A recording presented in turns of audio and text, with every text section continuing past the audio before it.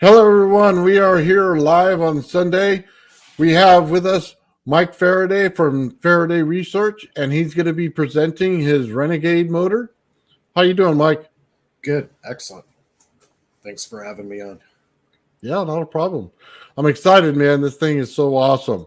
Like, you got two different motors in here. I saw a little bit earlier. Okay, so I want to Yeah. make sure we talk about both. But this Renegade device, can you tell me a little bit about it before you start your presentation? Yeah. Well, I got into the free energy thing probably in the early 2000s. I started off making the hydrogen generators that you put in your car to get better fuel mileage. And over the years, the internet was starting to really get traction. YouTube was starting to really get in traction. And I stumbled upon John Bedini and the Bedini motor, and that really piqued my interest at that time. I was kind of done with the hydrogen stuff, and I wanted to move into something a little different. And seeing some of the conferences, the Tesla Tech conferences, and uh, yeah, so it just kind of pushed into the direction of the Bedini motor. So I I wanted to build one, and it just kind of started from there. So we're looking at about 2010 time range. So yeah, Oh, so you had a long time to perfect this thing. Then it probably just perfect. mm, definitely a long time. I think the biggest thing was actually figuring out what the motor actually does and the real science behind it. That probably took the longest because Yeah. I didn't really make my final conclusions up to about a couple of years ago. So, yeah, it's well over 10, 12 years of tinkering and building and making prototype after prototype and trying to figure it out. And yeah, sometimes it takes years to figure it out. Yeah, I'm actually really glad that you took your time to do it. I'm really excited to see these motors.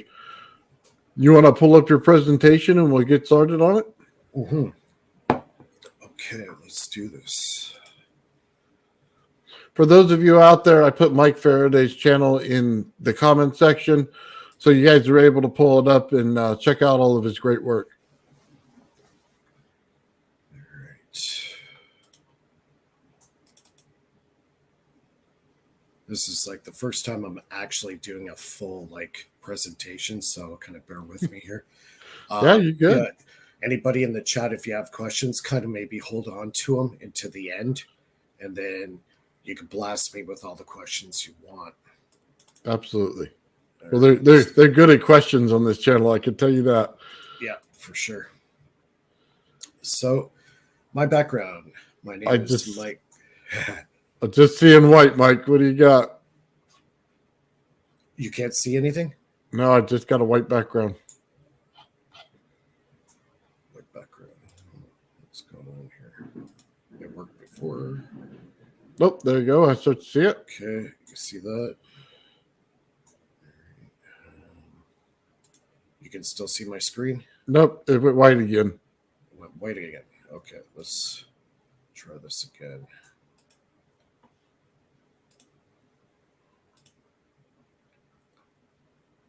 Screen, share.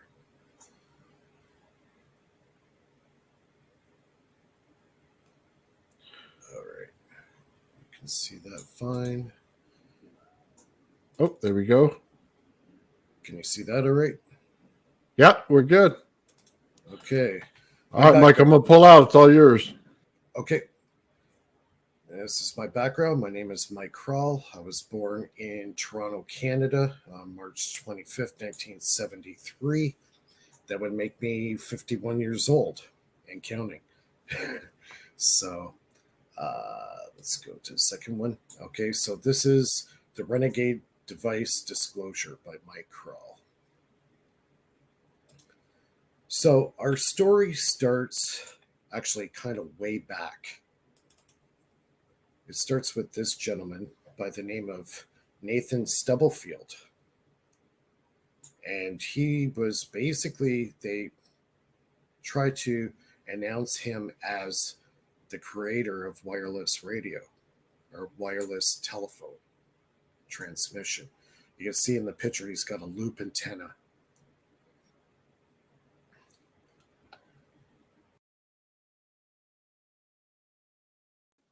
Nope, I don't know what happened just right there. Mike popped out real quick. Must have hit a wrong button or something. Hopefully we'll get him back here real quick. Let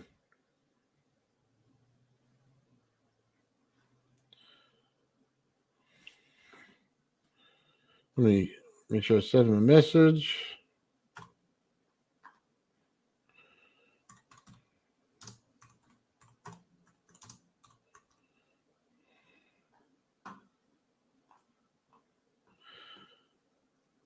Okay, well, it'll probably be a minute. I don't know what's going on there. A little bit of technical difficulties, everybody. What's going on, everybody in the chat? Say hello. Hopefully, it's just some glitch or something. I'll be right back.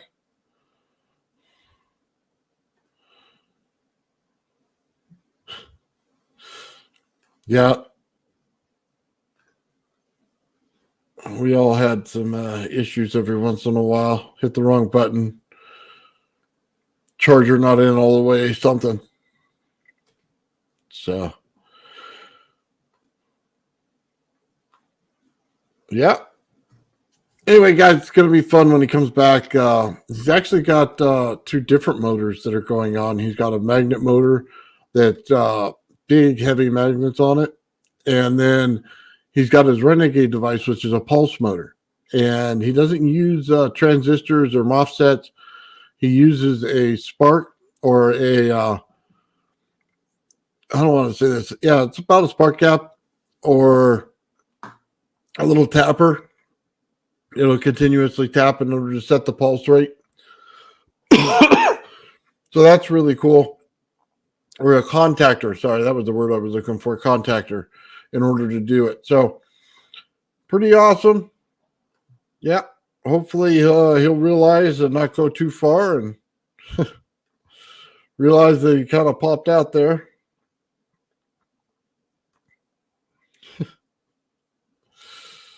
Oh, wow. Sometimes when you're live, man.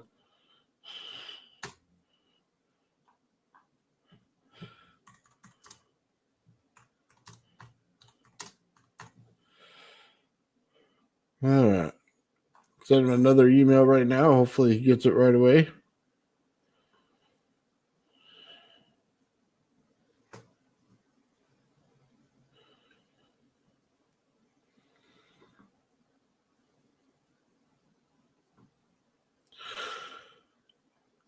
He's probably doing the presentation right now and doesn't realize that he popped out. I hope that's not the case. I hope it's something he realizes right away and fixes it, or else we'll have to reschedule. So give him a little more time to pop back in, see, make sure he sees it. So I'll send a message to his channel right now.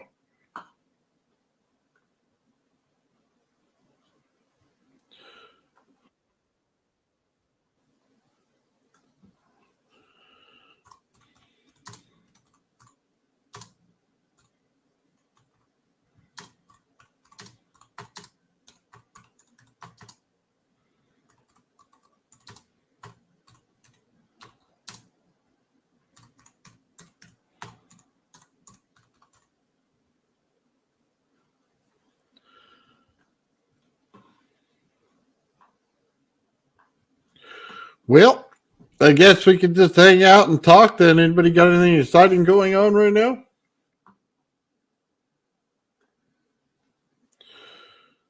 Yeah, I just sent him a direct message to YouTube. Yeah.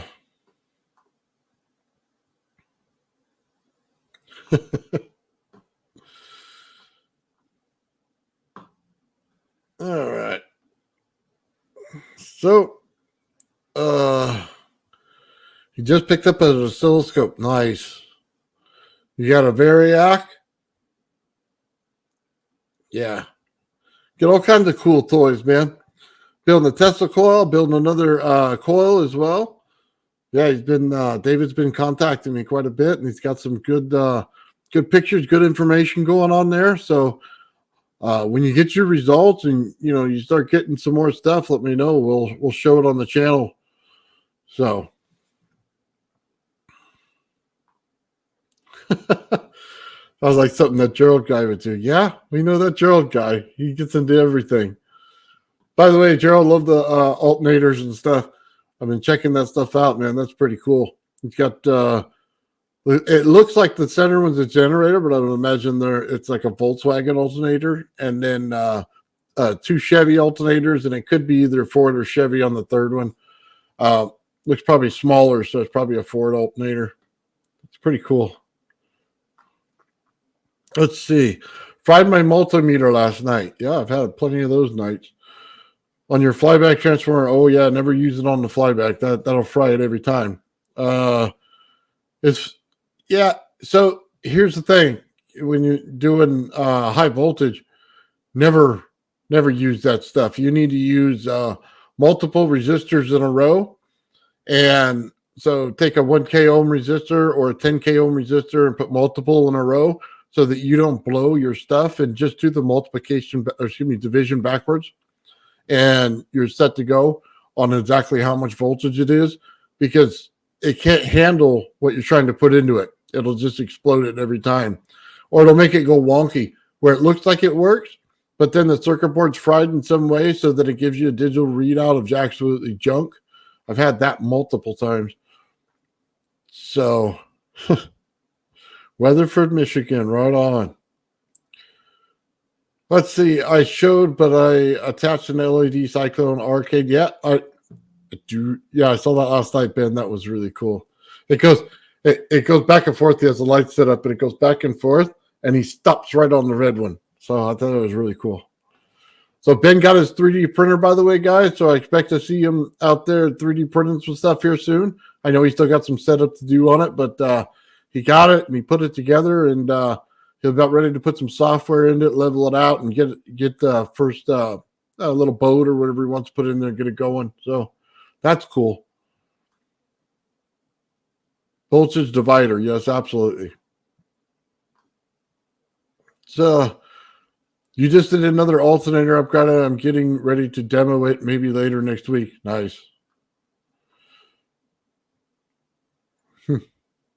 Yeah, you're welcome, Ben. I hope it brings you a lot of joy. It's going to bring you a lot of pain at first. So hopefully it balances out. Awesome. Yeah. Gotta love it when everybody gets something, man, that they needed and helps them out in their whole thing.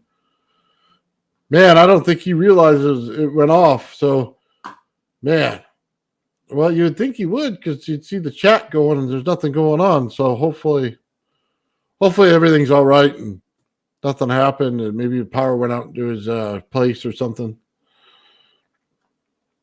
Yeah, Ben is definitely picking up steam. He's got a circuit that works. He's got two circuits that work when he hooks it together on it, and then he's got the new circuit that's working out good for him. So, yeah, he's definitely picking up a lot of steam there. Definitely got some good experiments coming up, and he's on absolutely the right track with it. So, yeah, Ben said saw the Altminer video. Really cool. Nice.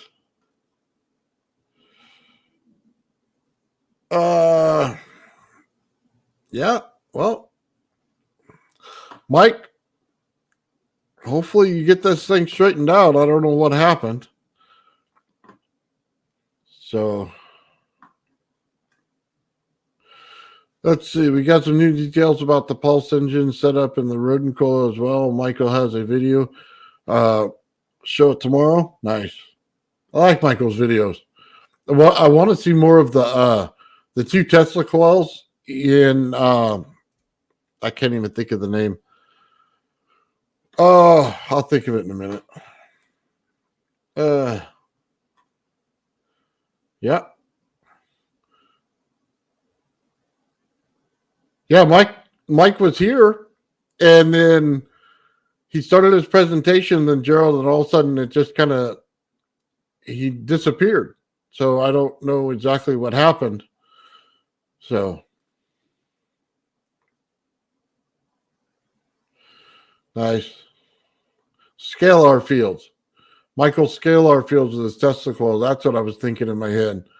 That's something to follow right there. I'm interested in that when he does another video. Just tell me and I'll link into that one for sure. Because those experiments are always awesome.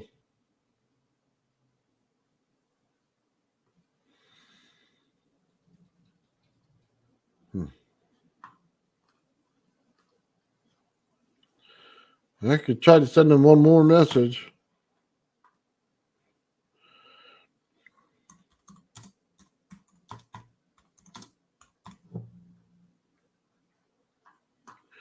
Well, guys, so while we're all here, let's take a look at something. Gerald, you can answer some questions for me because I had them about your circuit.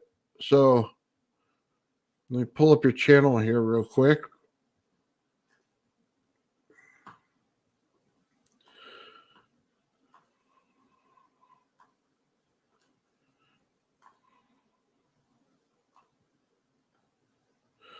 So on this circuit right here, let's take a look.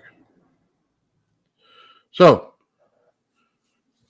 what I noticed in this is what we have is a MJE 13009. That is a NPN, which means it's a positive transistor. Basically what that means is it's going to run on the positive pulse. So we see the frequency generator going into B, which is the actual part that'll pulse it. C and E are like both ends of the wire. And then as you connect in B, what it does is it connects them together and it fills the field. So it'll actually make the wire connection for you. What I noticed here is you have the positive terminal going down to C, but it should be the negative terminal. And I'll tell you why. Because going through your coil should be the positive, and it comes out positive. And on the very top there, that negative should be a positive. Goes down to the right of the transistor right there. And as it goes through, it'll go in through E, which should be the positive. And then it exits through C. As it exits through C, it exits as the negative. That's the part where you pick up your negative on your wiring here. But the input is positive. So it's a simple thing right there. And then that also means that the negative of the frequency generator wouldn't go to the positive, which would be changed on this. It would actually have to go back down to where the battery connection, which would now be the negative. So kind of an interesting thing. It's probably just a quick write down, and it was backwards. Now, if you had a PNP transistor in here, we would be talking a different story because that does run through the negative. So you would want the negative through there and have it pull through the system, because positive's a push through the system, negative's a pull through your system. So if you look at this, if you had a PNP in there, then yeah, pull through the system. You're good to have negative going into the E and then out to the C. But since it's a positive transistor, it has to go positive into the E and out to C is negative. And then that would make sense going into your cap bank there. And the secondary transistor on this is exactly the same setup. So what he's actually accomplishing here is he's pulsing one coil and then another separately. So one thing to look at real quick is the diode that goes, how do I want to explain this? When you go around the MOSFET here, it's around the transistor, and it goes to the left on the bottom there, right under the transistor, you'll see that diode there. It's important for that to go back up to B. And the reason for that is when you shut off your frequency generator, if there's energy still in the coil, it'll continue to pulse at the same rate until the saturation in the coil is gone. So it keeps the basic circuit on. and there's no shut off on it until the energy runs out in the actual coils themselves. So yeah, it's pretty interesting there on this. I just I think I blew up Gerald's message thing when I did it because I kept looking at it and something wasn't right. So I had to go back and check it out again and again and again. And I'm writing it down. I'm going, okay, there's a simple thing going on here, and I know what it is. So I went ahead and wrote it down. I'll do a presentation on this exact switch here. But for what he's doing, it works perfect. You could do it with one battery or two, and you should have no problem pulsing it. So just so we know what the neon is, when you get energy out of your coil, it may spike, and it may have like a Bedini spike. You're going to get an H wave out of it probably. And what that does to your transistor is it fries it immediately because it cannot handle that giant spike. So what does he do? He puts a little neon in between the E and the C, so in between positive and negative. And what that does is it allows it to fire that neon before it goes in there and blows up the transistor. So the ingenious part right there absolutely captured a spike and eliminates it from going back into the transistor. So there's another spot of energy right there that he's getting out of it, but it's more of a protection method. So that's always cool. We see that on a Tesla coil. Normally, when you do it on Tesla coil, you use a diode in there, and the diode will transfer the energy harmlessly over to the negative. So if he wanted to capture that energy, he could put a diode in there, and it'll actually pull to the from E to C, and then drop back down into his cap bank. So, but the neon works out good. It kind of tells you the circuit's alive. So that's a good thing there. But it's set up in a way that it'll continue to pulse until it's out of resonance. So you could tell if its coil is completely in resonance or not, because the capacitance of the coil will actually tell you how much is in there. So if you use an LCR meter, what it would actually tell you is the amount of wire that's in there and give you a value based on that wire. And I bet you these coils are so close together that he could pulse this thing while it shuts off for another 5-10 minutes, something like that, before it shuts off. And I can see that based on one of the tests that he did. He actually had it set up where he could see the thermals on the coil itself. And when his thermals last, 5-10 minutes after that, means it's still got more energy going through his coils. So that's pretty good. I mean, that's kind of hard to get without the meter. So you got to remember, he's doing this with no special equipment here. He's doing it based on the feel and the understanding of how his whole circuit's running.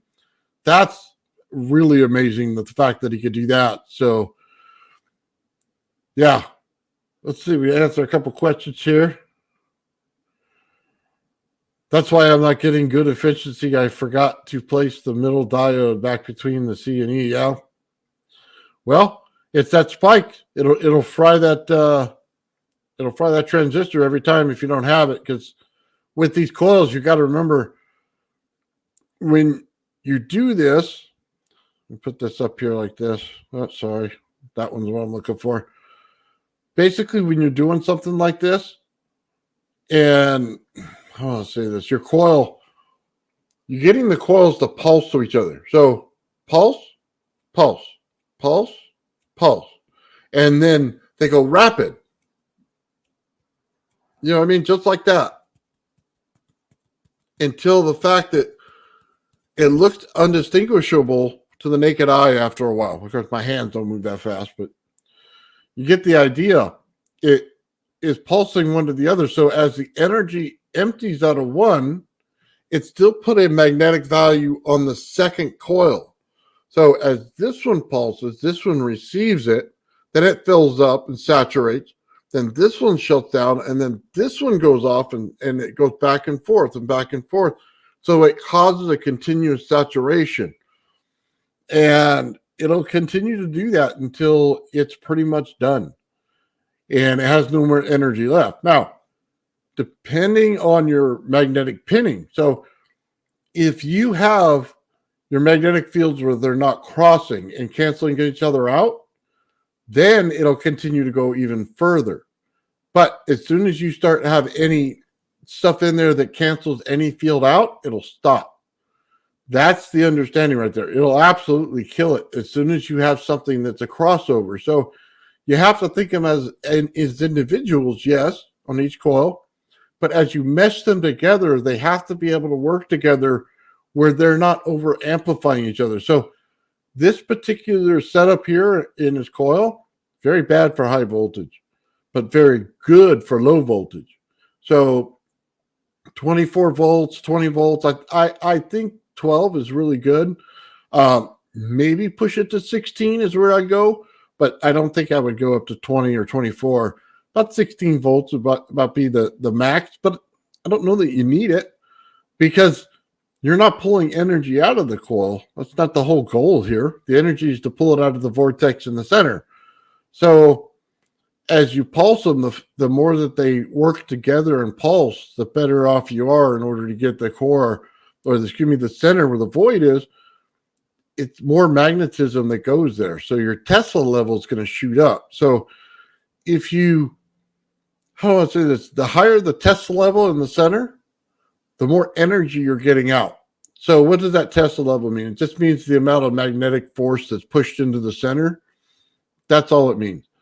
So if you take a round magnet, like a donut shape, and you put a rod down the center, that force is going to be heavier in the center than it is on the outside. So, and the only way to achieve something like Gerald did is you have to be able to identify where that force is and then make sure you don't collapse it.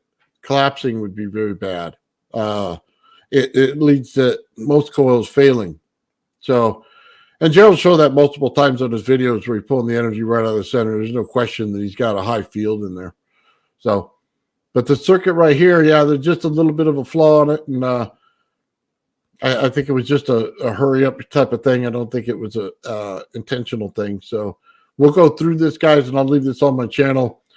And I'll go through the circuit itself and tell you how it flows and things like that. That way we can all kind of learn from it. And I think for anybody who has a coil, it's an interesting thing to do. Even if you just use a standard coil. So you just build a little donut coil and you just put a little divider in between them, like the real thin divider. And then, you know what I mean? See if you can't bounce one off of the other. With this circuit, it'd be an interesting experiment because now you can start to see what it would look like.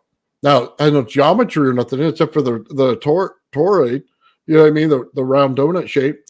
But bouncing one off of the other, it's a huge experiment for most people that start out because it'll teach you so much about fields and things, and then how far they go, what kind of things that you can put in the center there and act as, a divider between the two fields. So absolutely. It, probably one of the best things you could do when you first start out. And then you can start to learn why energy flows that way. Once you understand why it flows that way, now you can start to direct it. Then you could say, okay, I did this, and we bounce back and forth.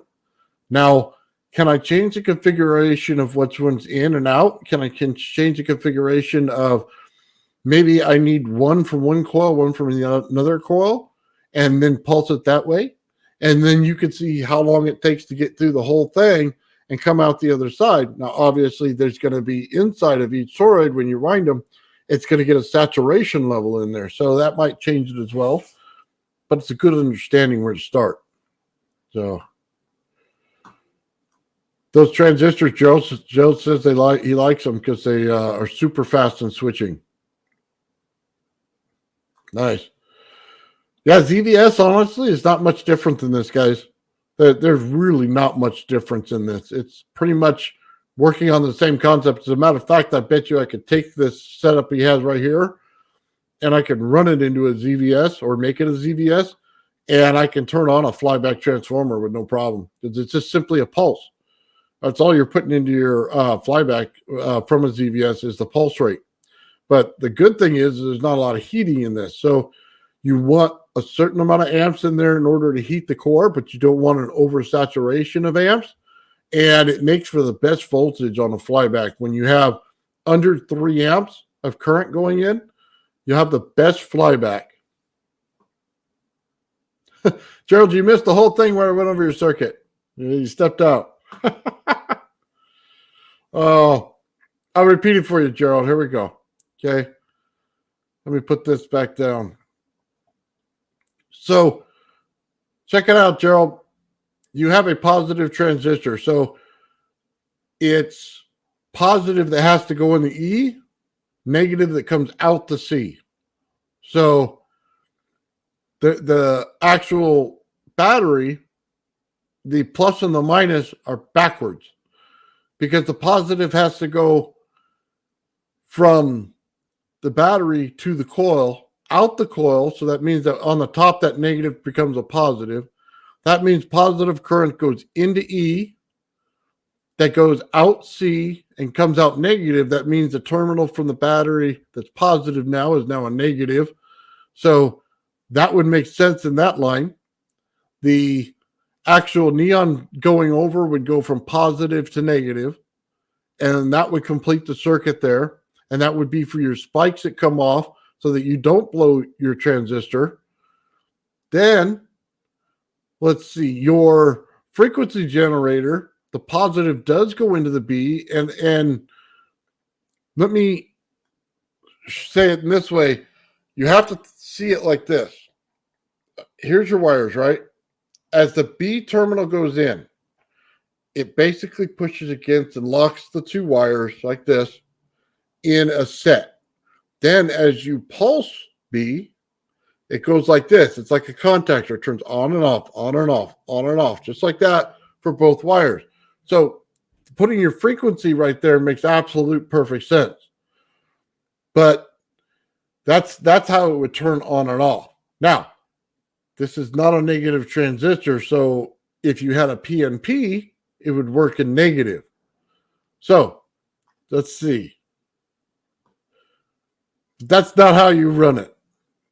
Well, it would be wrong, but as long as you get energy through it, Gerald, I guess it works. But it's technically the wrong way to use it. You need a PNP. PNP basically works on the negative of the circuit. So what it does is it pulls the negative in, right? And you have to have a basically 0.5 volts of negative between the two is what you have to have in order for the circuit to run. So if there's not a difference of 0.5 volts between the positive and negative, then the circuit doesn't run. But once you achieve that, and that's pretty simple with the resistor, once it starts that, then a negative circuit runs, and it runs just like this one, except for in reverse. There's a method to Gerald's madness. You know what? I'm going to have to talk to you about it because it's not conventional at all. Yeah, like Run DMC. You know, I'm kind of worried about Mike, man. It's been, 20 minutes and he still hasn't come back. I sure hope he's not doing his presentation by himself, because I tried to send him messages, but he hasn't gotten it. So, well, let's take a look at your circuit again there, Gerald. You got a method to your madness, so let's try to figure it out. I'm usually pretty good at this. Let me see if I can. There we go. That's the one I want. All right. So if you're running it like this, you're running it in a negative manner. So normally you have, how do I say this? Negative gives you suction through the circuit. If you're running it in this manner, then you're automatically filling up your cap bank with positive energy. So you're automatically taking that out of the equation. That means the circuit has to run in reverse. It goes through the collector and out the emitter, which there's a diode in there, so it should stop. Therefore, it will only flow over the neon into the other side because there's no other connection there. So either you're overriding the diode or something, because it shouldn't work that way. So, but if you're saying it stops there, let's look at the other side of it. You have negative on the other side of it, then negative through the battery. So if you grounded it, so here's the thing. There's no ground connection on the circuit. If you grounded it, it would pull the energy through the coil, through the circuit, to the ground. But I'm not seeing a ground here. So there's a problem right there. There's no flow. It should not start. Unless I'm seeing something completely wrong here, it shouldn't start at all. Let's see.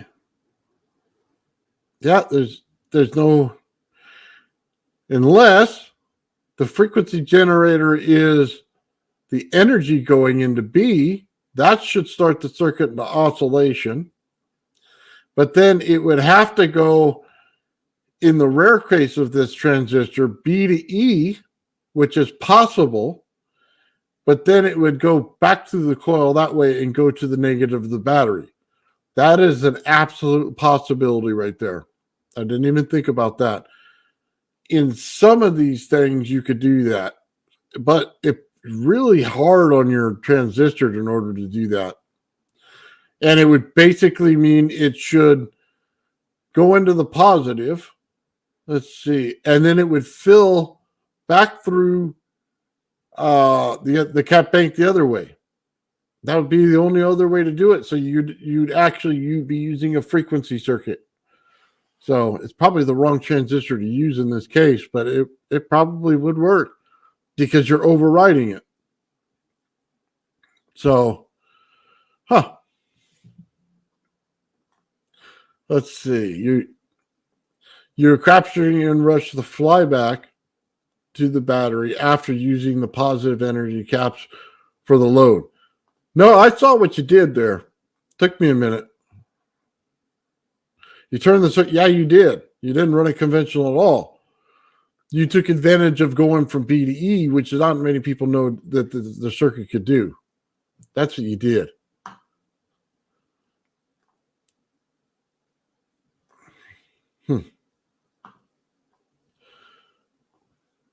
Wow. No, what he's doing is, by not putting positive in his system, he takes away the heat. That's what he did. So you're getting the energy that's pulled out because the load is there. It's always pulling in energy. The heat's going to be in the cap bank and not in the coil itself. That's genius. Yeah, negative energy collector. Wow. I didn't even realize until now when I just saw it. That's how you control heat in your circuit. That's awesome. That is absolutely awesome. Sorry, I'm kind of blown away right now because I'm looking at it a whole new way because it's not conventional at all. It's pulling the cold side of the circuit into the coil. He's now allowing a whole lot of, well, there's going to be heat because two fields next to each other are going to create some heat, but you're not going to have a lot. You're going to have mostly cold energy in there. Huh. Wow. You're going to make me rewrite this whole thing again, Gerald. Let me just tell you, I spent 2 hours going through this wondering why it was backwards, and now I know. Yeah, okay. That just changes the game on this circuit. Cold energy circuit. You don't see many of them out there. I mean, look, if you wanted to run it as a hot energy circuit, you could absolutely do that and still function. Just like I was saying earlier, it worked perfect. I did not take into account, and he told me he was moving his energy and his heat. Wow. Because, I mean, look, let me remove this a second so you guys understand something. When they say positive and negative, it's not always positive and negative, okay? One's a push, one's a pull. Negative's a pull, positive's a push. So if you start thinking about in that manner, then the circuit becomes easy to understand. Anytime it's running negative first, you have to pull the energy through it. Anytime it's running positive first, it goes in the direction that you're thinking. So that's the conventional way to understand any circuit. So if he's tricking it in order to bypass something to create the cold energy circuit, it's sucking the energy through it, but it's sucking it into the cold side, not sucking it into the hot side. And that basically means the amp side that you would normally get a ton of amps out of is the positive side. The negative side doesn't have that many amps when you go to pull it back through the negative side. So it stays colder. So ingenious, Gerald. Absolutely ingenious. Oh, you couldn't get me on that one. Well, you got me in the beginning. I corrected it though. Yeah, he actually has looked into it. It's on his channel for a thermal gun. You know what? Let me pull that up for you guys. And I don't know if it was an early run, backwards run, or what the circuit was to it, but he definitely did it. Oh, if I can only remember which one it was.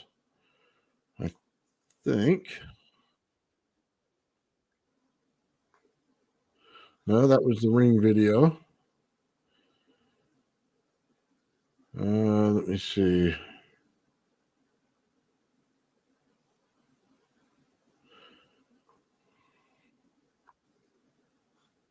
I might be in the whole wrong area right here.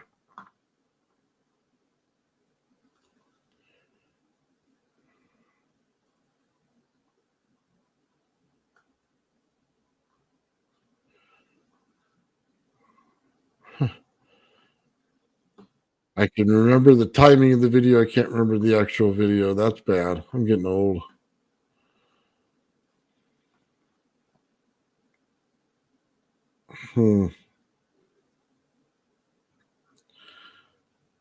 Let's see.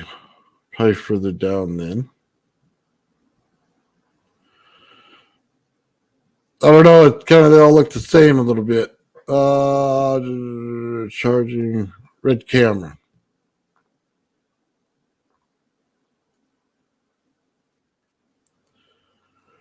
Right here. There it is. Here's the thermals on his coil. So I'll go ahead and play the video for you so you can hear it.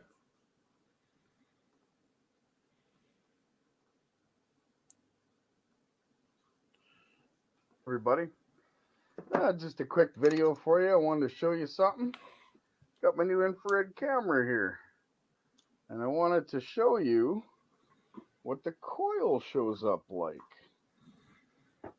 Right now, it's a scatter. Nothing there. It doesn't show anything whatsoever because the coil is room temperature. Okay.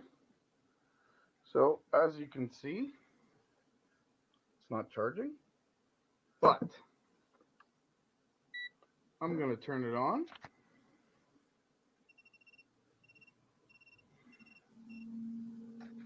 Now our battery is charging.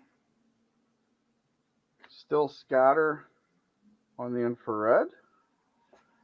And the light's showing up a little. And we're pulsing it.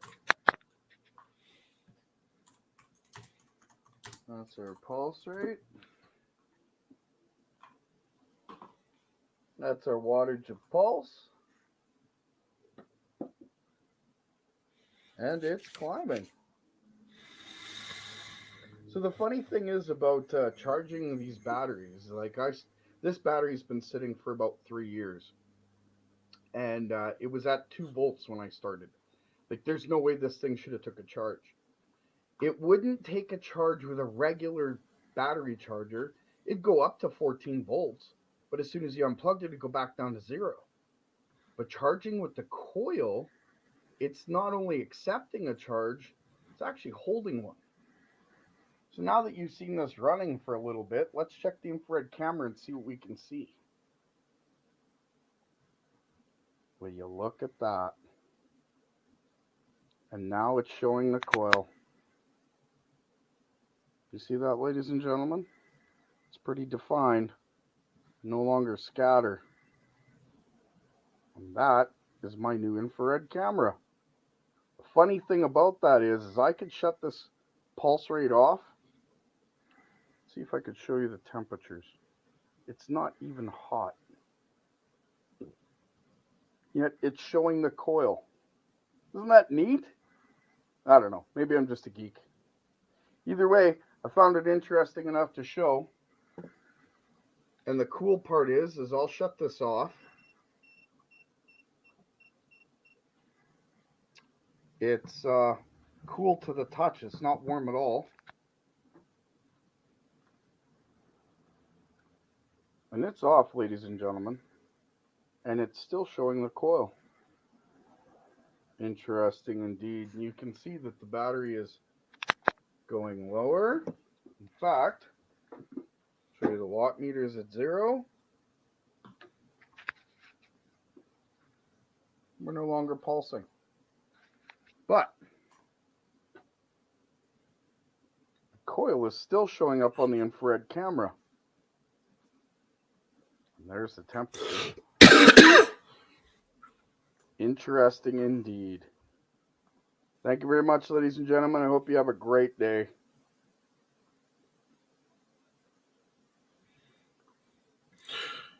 Depends on where you pull the load from due to the charge separation created when it comes to a positive bias. Gerald's teaching me about circuits now. Awesome. Good stuff. Guys, look, I'm sorry.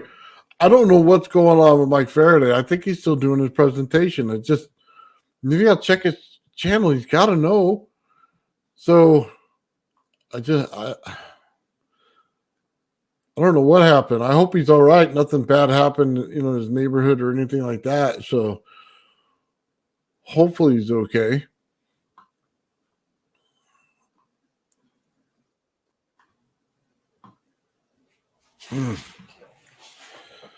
So let's see.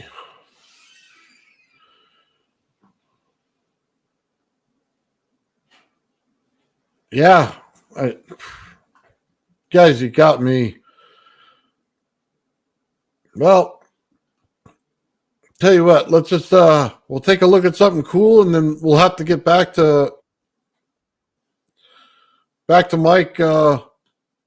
I guess later on today, maybe if we can get a hold of him. So his channel says still waiting. I don't know what to think about it, guys. But we'll take a look at this, guys.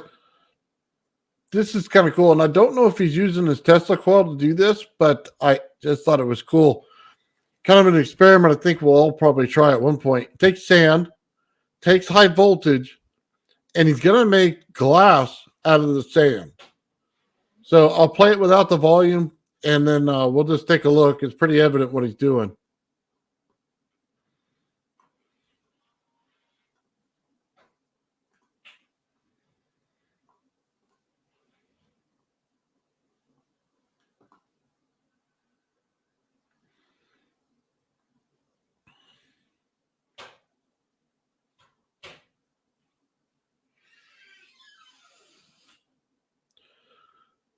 Look at that. He just buries it in there. Oh, yeah. You know it's still on fire. Look at this. That is so cool. You could see the actual part. Let me pause that. That is something we all have to try right there. That is amazing. So it's like putting the rod in the ground in a thunderstorm in the sand, and out of it you're getting glass. That's incredible. This is from Archangel, guys, and Archangel builds Tesla coils everywhere. So let me grab his information. I'll put it in the chat right there for you.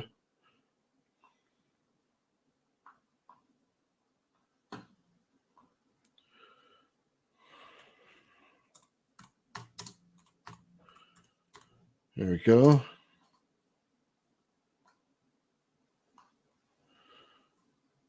Yeah, since we all play with a little bit of high voltage, it'd be awesome to do. So I'm going to go ahead and play some more of this. Look at that.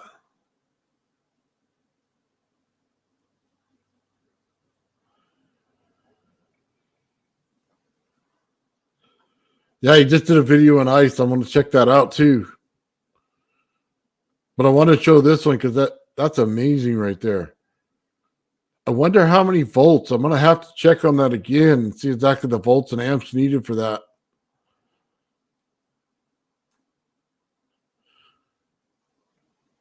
Now, I did ask him a question if there's water in it. He said it was slightly damp. So I guess a bag from the Lowe's or Home Depot that's slightly damp would be kind of like a chili pepper.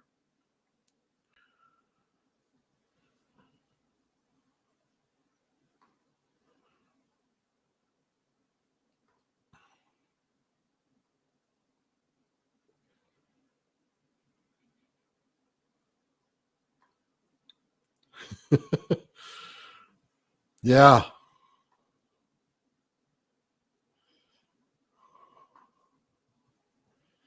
Alien octopus.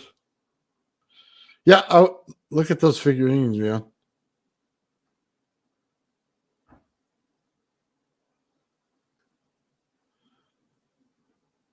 Lightning glass work. Now, if that works with a Tesla coil, guys, I should. I'm going to be doing one of these videos. Man, hats off to you, Archangel. Man, this is amazing work here.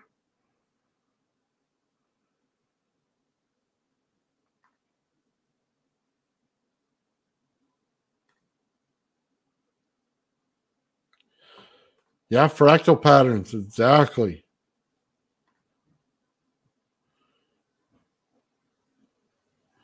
Oh, I like that one. Looks like a spider.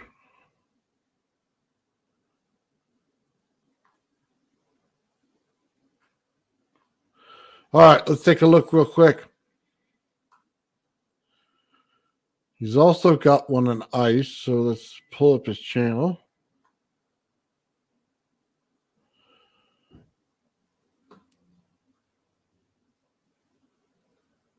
You see here.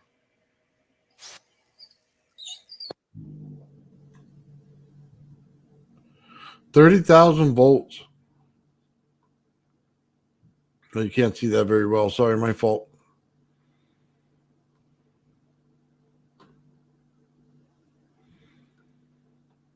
Yeah, he's got some music going on in the background, guys. I'm sorry. I don't want to get in trouble.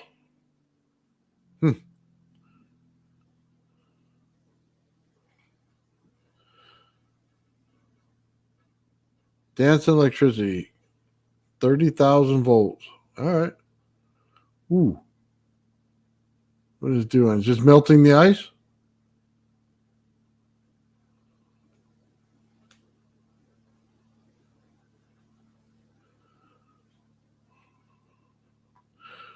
Crystal growth.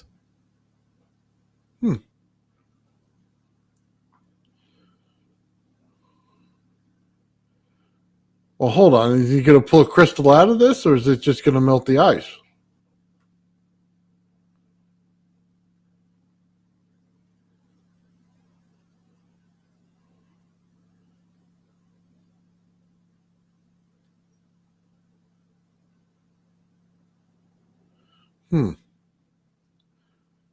Oh, look at that electricity in the center of it right there. You could see it going back and forth. That's awesome. It's a dielectric field right there. I didn't know you could see it like this. That's exactly what that field looks like. Oh, that's sweet. Definitely doing this. Man, he's got some good ideas. Oh, run away.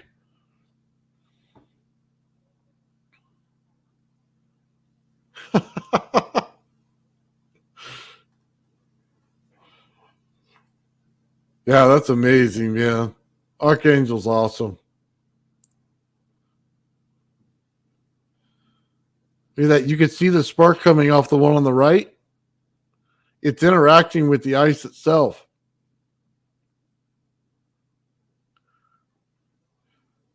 Oh, man.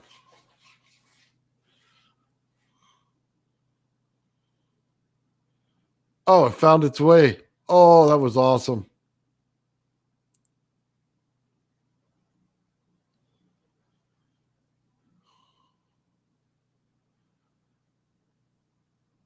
Oh, man. Yeah. Yeah, a little more than a few, huh?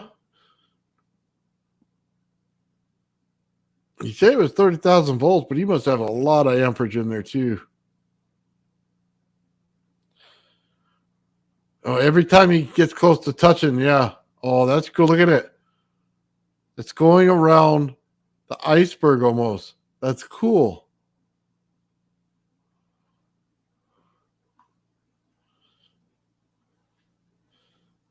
Oh, yeah.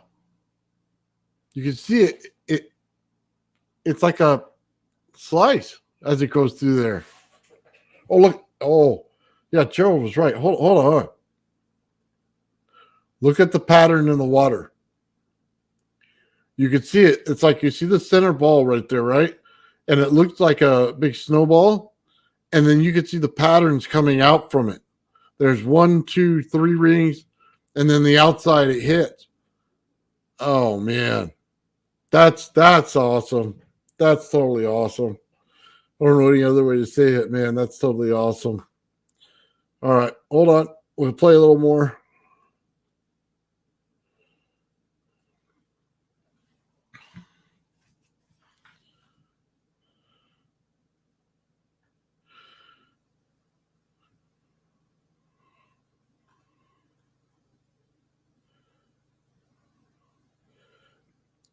High scalar potentials, huh? It'd be an interesting way to finally see it. Yeah. Oh, you can see it forming on this one too. You can start to see it. It's starting to form in the ice there.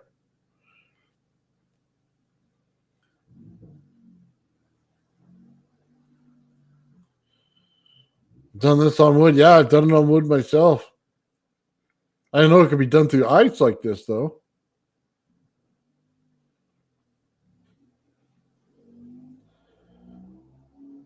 Yeah, look at that. The clarity in there is amazing.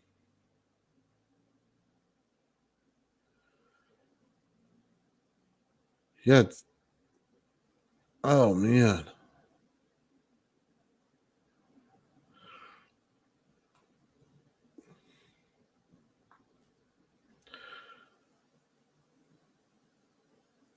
All right, guys. I'm gonna leave the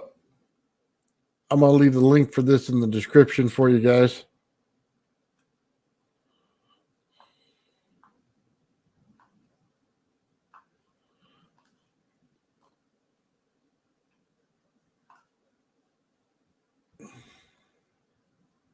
There you go.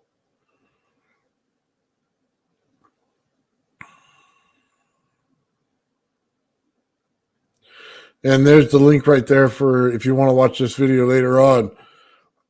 Give a subscribe to Archangel there. Absolutely amazing work.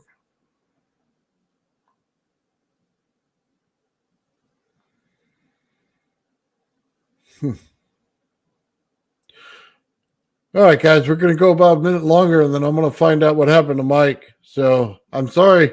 We'll have to reset this and do the presentation. Oh, no, there he is. Hey, there we go. You got it, Mike.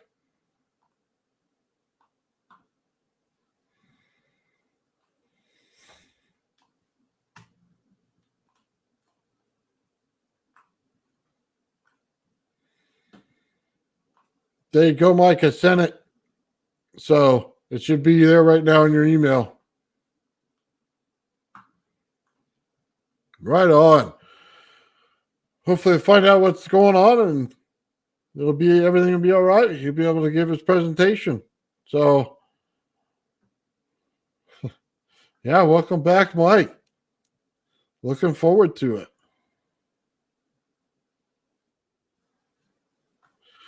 Mike, what happened?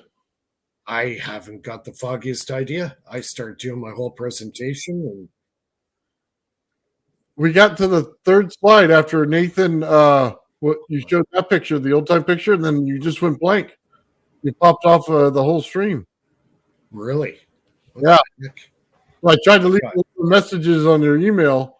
Yeah, because You see it. I just, you said you were going to drop off in the background, and that's when the last time I heard from you. And then I finished up on my presentation and then realized that you're not there. I'm like, oh no, really? Yeah, the whole thing, man. You have to start all over. All right. All right, Okay. good. Bear with me. I'll be back Yeah. in 5 minutes. I'm just going to go for a smoke and then we'll try this again.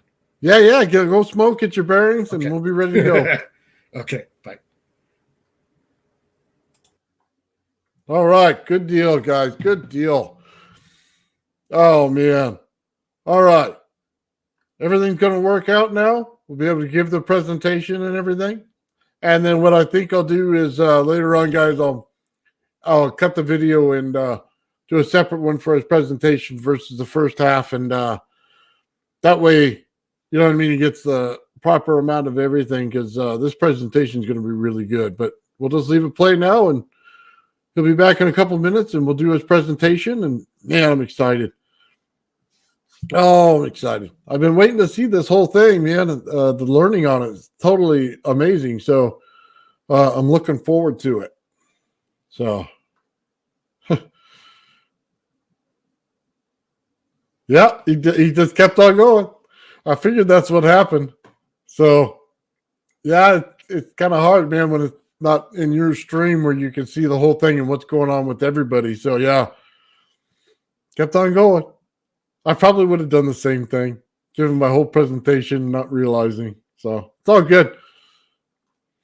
I'm just fortunate that, he's going to be able to come back and do it again. So, I think everybody's going to be amazed when you start looking at some of the work that he's put into this. So, it's really a lot. Yeah.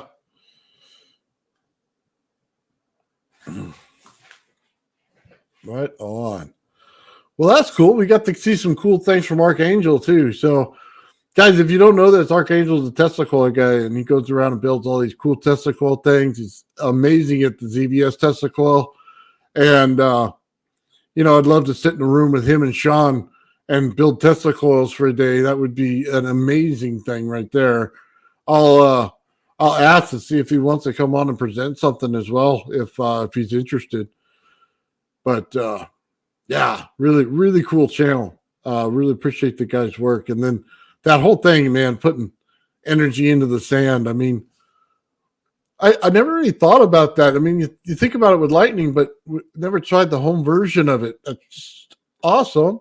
Like, put the rod in there initially with the wet sand and then just clip it. You know what I mean? That would do it. And then you get a cool thing on a glass on a stick, maybe. That'd be awesome. I could do that. Well, glass on a rod, I guess it'd be metal going down there. So, yeah, I could do that. I'd try it with that Tesla coil too. The way Sean built this thing, man, with really got like a foot long spark coming out of this thing. Hook that right into that sand. See if we can't get a whole giant spark. That would be, dude, I'd put that right on my mantle, right behind me, and display it proudly. That'd be awesome.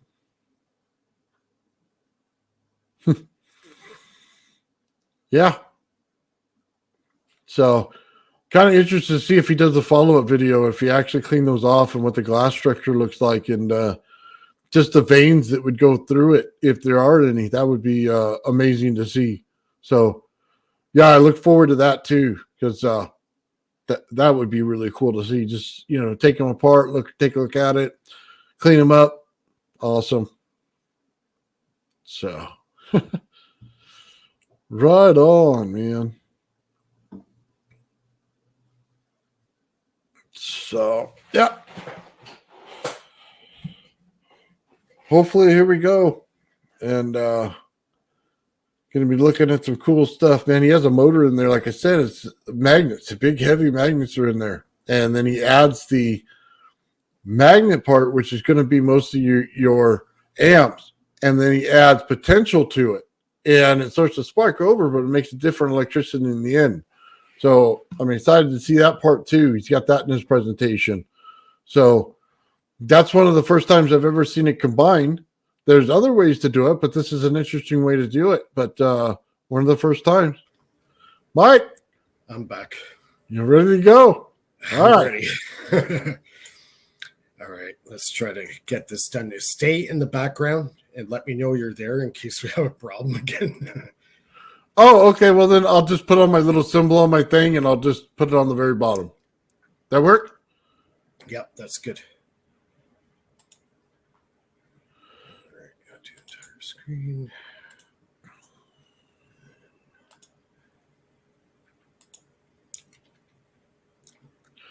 There we go. Okay, everything's good there.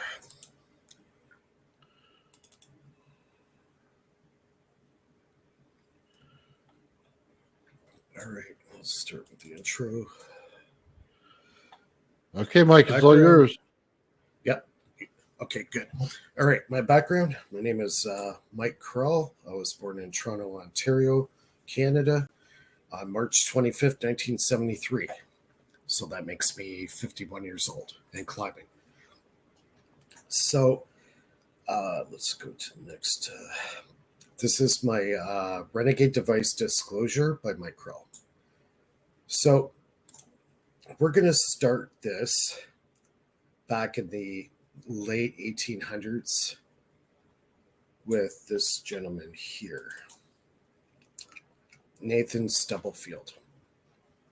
He was known as the guy who basically made the first wireless transmission of voice or telephone. What makes him significant is he made some other devices that were pretty interesting. And unfortunately, the one device that we're focusing on today, there's not much documentation on it, but he has been noted as the person who invented the pulse motor. That was one device that I wish there was pictures of and more documentation. But unfortunately, back in those days, obviously didn't have video, didn't have really good photography. As you can see, it's all black and white video photos. So we weren't able to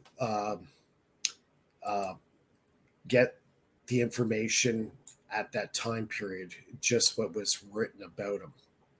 So he also invented another very important device.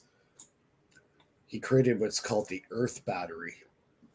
It's a large coil, multi-stranded, of copper and iron. He used a lot of iron in his cores.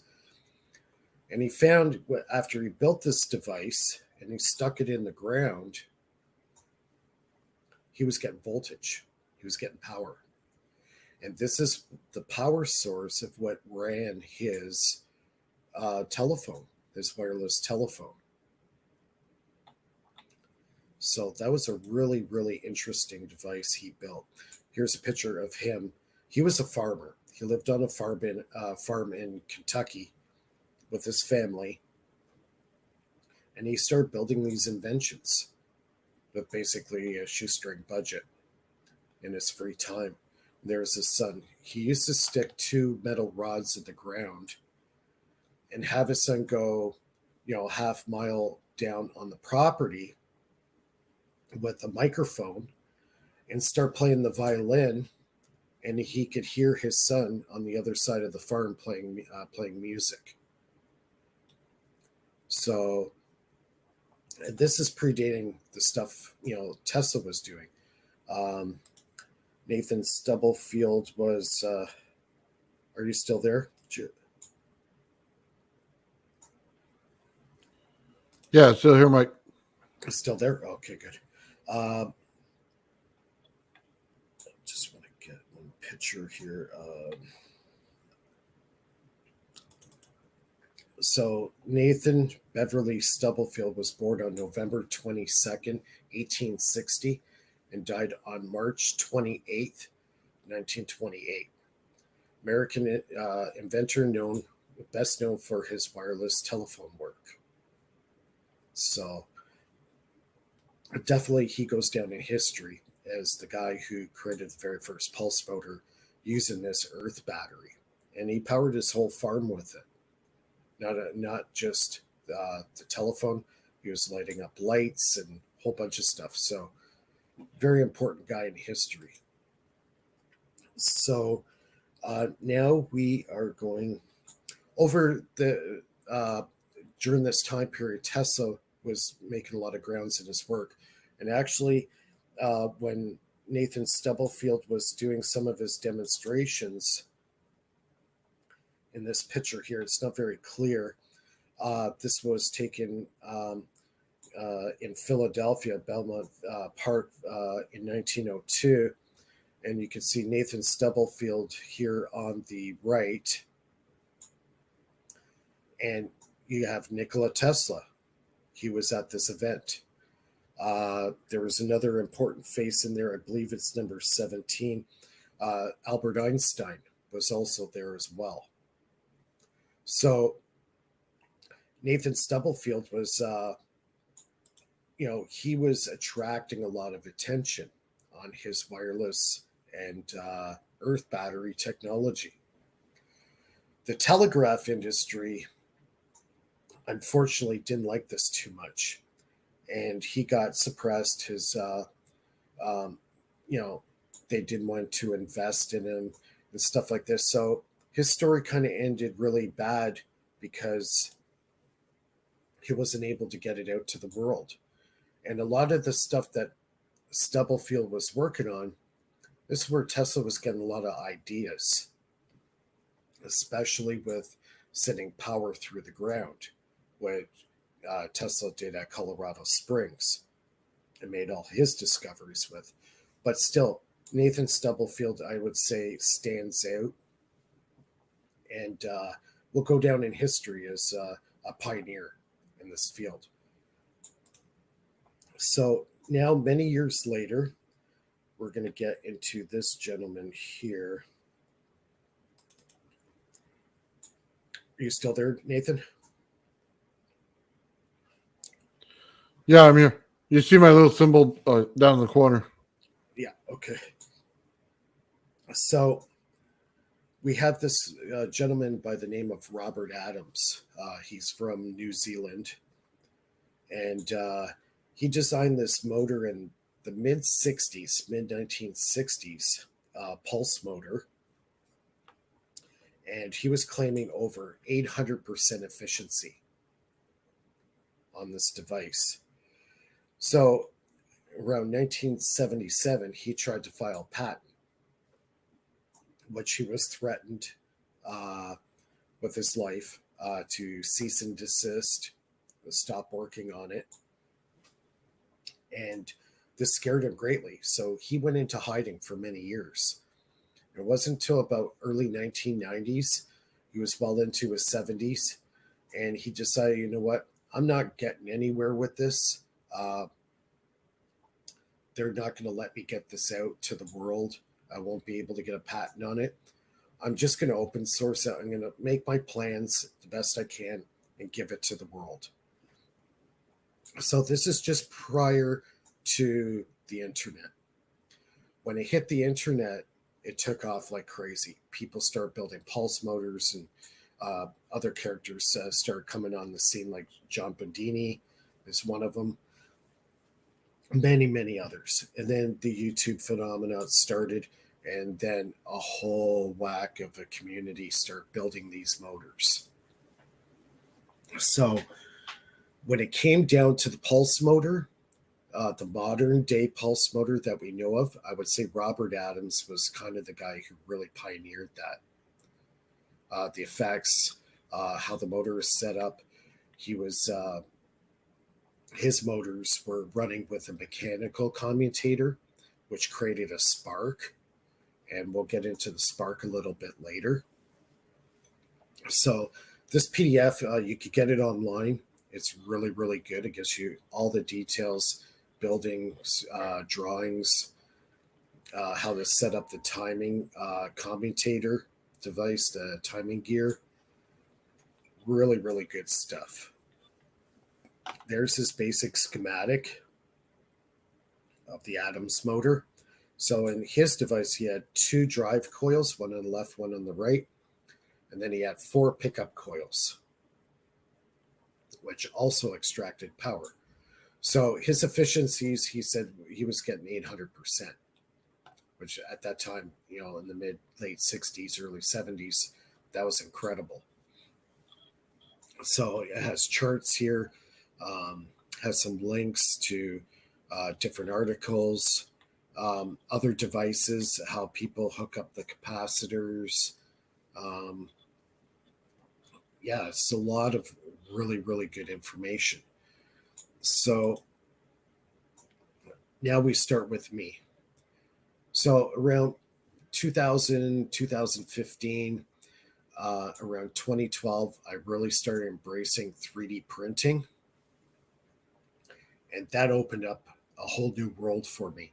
Now I was able to design parts for my projects and within a couple hours have a completed part that I could use and build my pulse motors.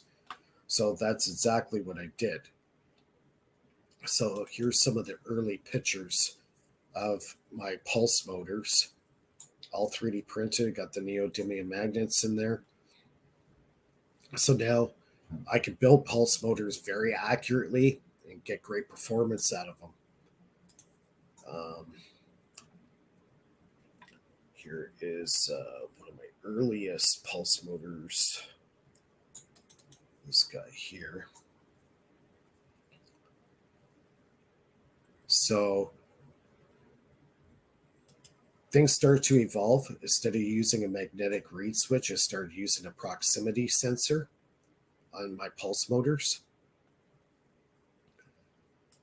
And I'm going to show you the basic circuit of a pulse motor because a lot of people don't really know how a pulse motor works.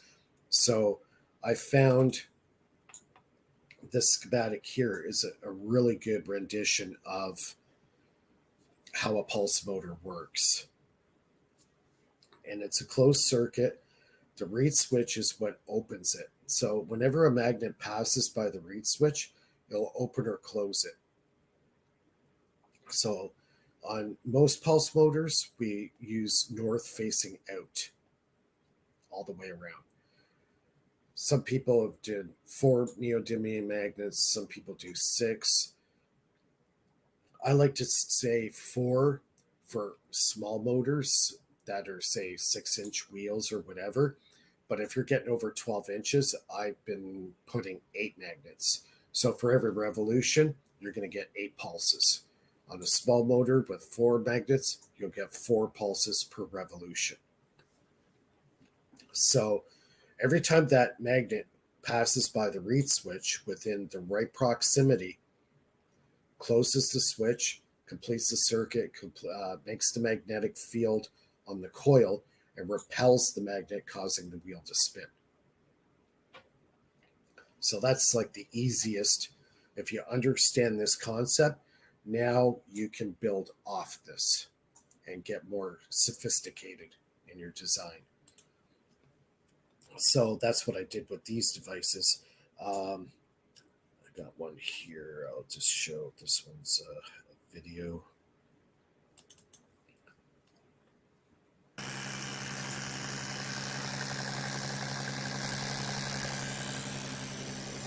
And this was done back in 2018 timeframe.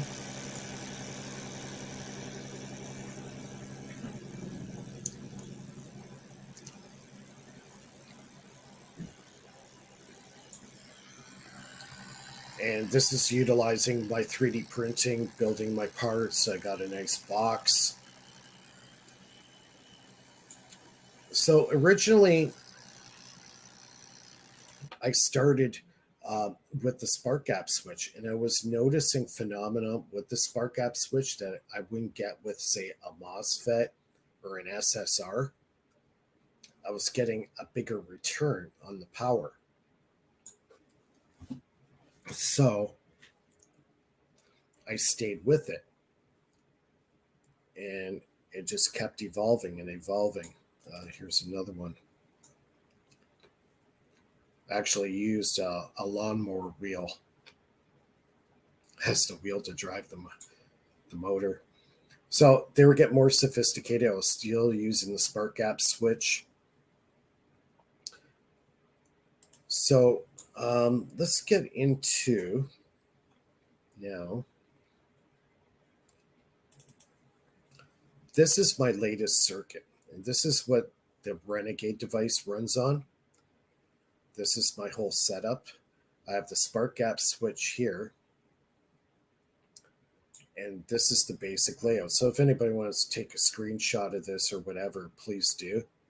I'm just going to briefly go through the diagram here. We're going to talk about the piezos in a second, but I just want to show you guys the basic layout. As the piezos were probably my biggest discovery of all with this motor, and it created a whole bunch of interesting phenomena. So we'll start with the blue wire, and that goes through an N4007 diode. So any flyback that's coming from the spark gap's not going to hit the battery. We want to keep that flow going this way through the system forward. So the reed switch is on a closed circuit between the left pin here and the right pin here. That triggers this connection to open and close. So having the reed switch in the proper proximity to the wheel will trigger it at the right time, right moment to fire it and make the wheel turn and produce the back EMF in the coil. After the back EMF comes back, it's going to go through another diode, an N4007 diode, and that's going to get directed into the piezos and from the piezos to the negative of the battery. From either side of the piezos, and they're set up in parallel to the load, but in series to the circuit. Right? See that?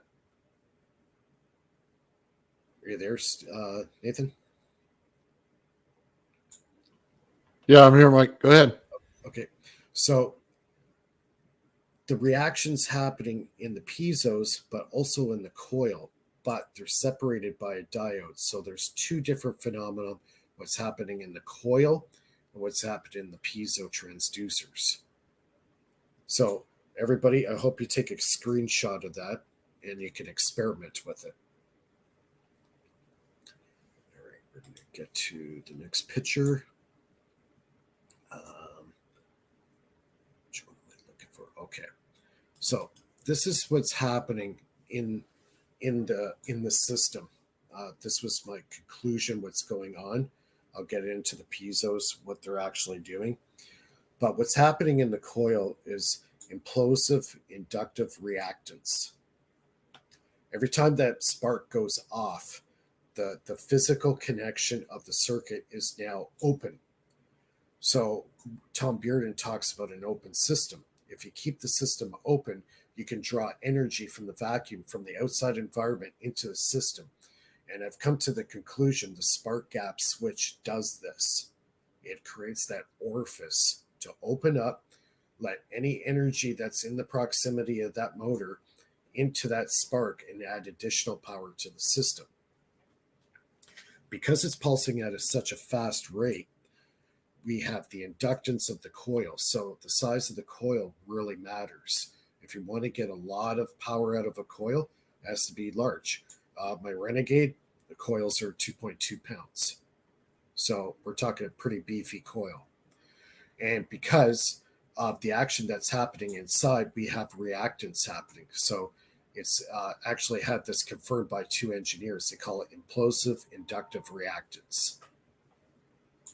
Now, because of this phenomenon, it is creating a thing we call a current-free potential. Because we've refined what's going on in the coil so much because it's an implosive reactance going on. The amount of demand of current from the battery starts to decrease dramatically. The second the spark gap switch opens, all current from the battery ceases. It goes to zero. So if you're running a motor at, say, 1,000 plus RPM, you have 4 pulses per revolution. You got a very, very high frequency happening. And because of this, the battery there's no pull from the battery. There's no demand. It likes the voltage, but it doesn't need the current. So the voltage is all it really needs to keep that coil saturated. So when I start the motor, I'll let it run for 5 or 10 minutes before I start taking a reading, because as that coil has the implosive inductive reactance happening inside of it, the field of the coil is getting saturated. Now the field's growing, getting bigger and bigger.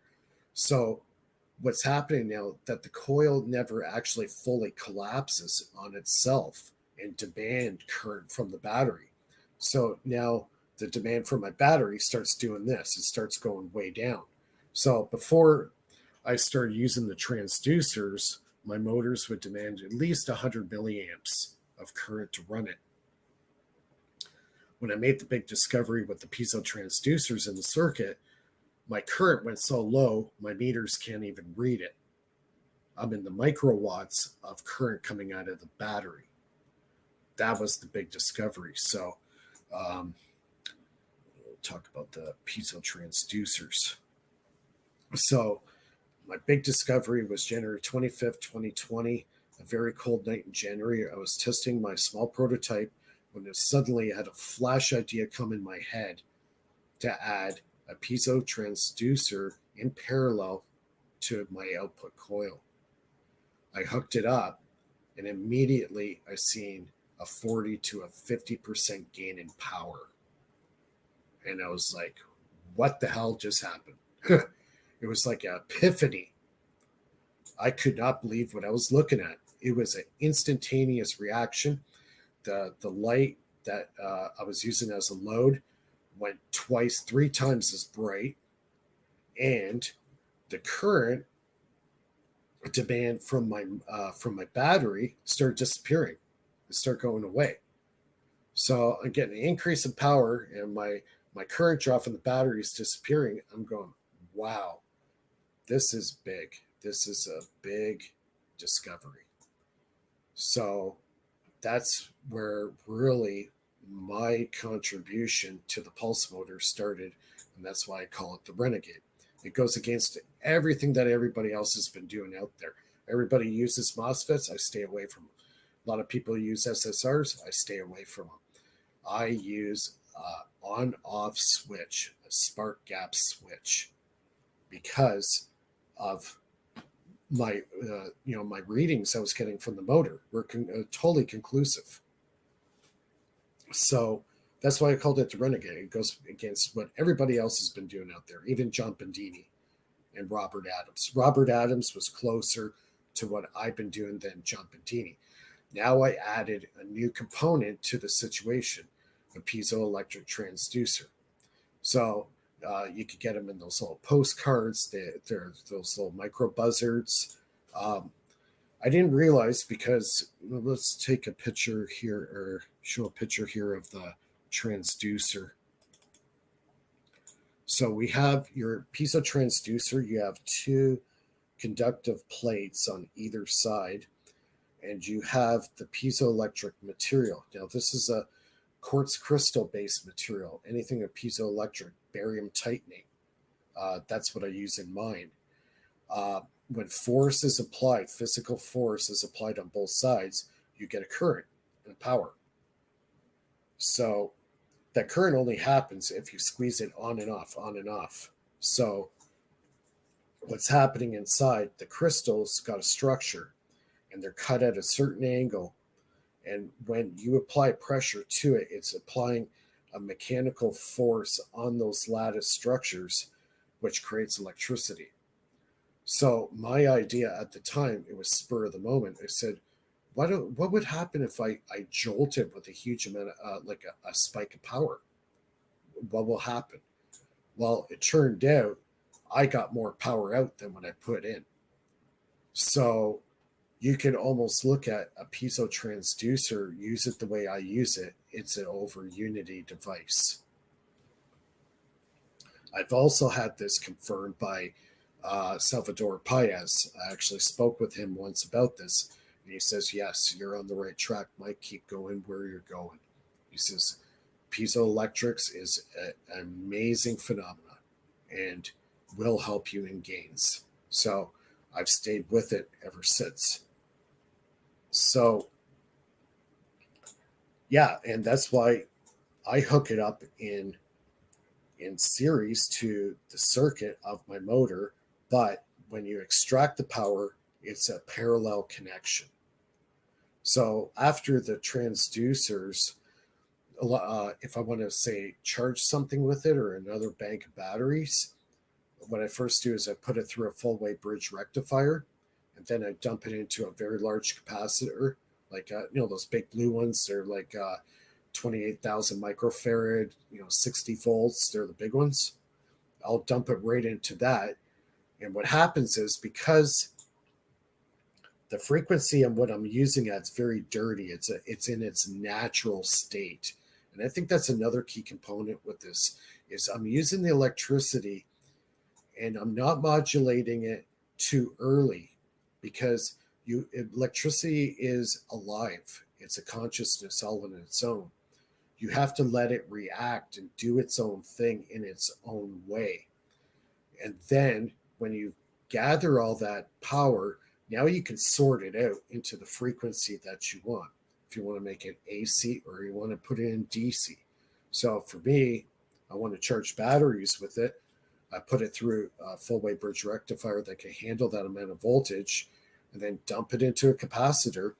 And Tesla says in his notes that I read on Tesla, he says, it doesn't matter what type of power it is, dump it into a condenser, and then from the condenser sorts that power out.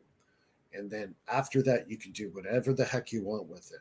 You can make it into a DC current flow, or you can make it into an AC current flow, whatever you wish. The sky's the limit.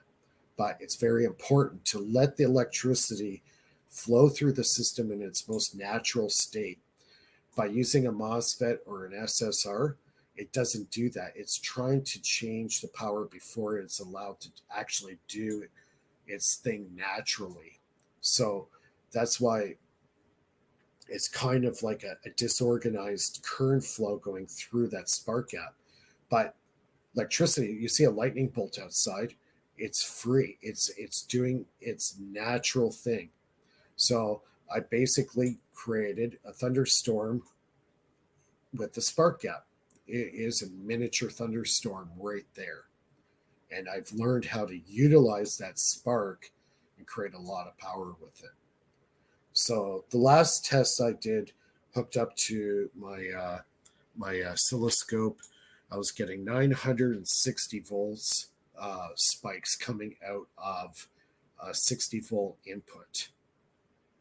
That's a huge gain in power. And to boot, I'm able to sort that power out and use it in a practical sense. So you can label this whatever you want to call it. I know what it is. If I say it's a free energy device or over unity, I'll just get, slandered online, which I have many times. But the thing is, don't denounce something. Try to build this circuit. That's why I have this circuit up for you guys to look at. Build the circuit, make it, play with it, experiment with it, and you'll see the phenomenons. So yeah, where are we going to go now? Oh yes, the battery. So now this is coming full circle. So now we go back to Nathan Stubblefield. He was creating the Earth battery. Well, guess what? The Earth battery pretty much lasts forever. So I'm thinking to myself, okay, well, if I were to have a power source or a battery that never ran out of power, my Renegade would run forever as long as it's mechanically fit. Right? Makes sense? Still there, Nathan? Yeah, Mike, I'm here. I'm just watching. Yeah. So it just makes total sense. So my next step is to create a battery that never runs out of power. And that's what I've been working on for the last 5 months now. Well, actually, in the background for about 2.5 years, it's a carbon graphite battery. And right now, if we build it the way we want to build it, we're hoping to get 10 to 20 years life out of the battery. So could you imagine migrating a battery that lasts 10 years to a pulse motor that can put out huge amounts of power with very little current?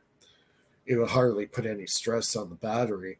The thing would last for years, provided that mechanically the pulse motor is in good shape. You might have to replace maybe a spark gap switch or reads or a proximity sensor every 5 or 8 years, but who cares? If you got a potential of a battery that never runs out of power, and then you got a pulse motor that puts out way more power than what it takes to run it, I think that's a winning combination. So yeah, I'm open for any kind of questions or comments.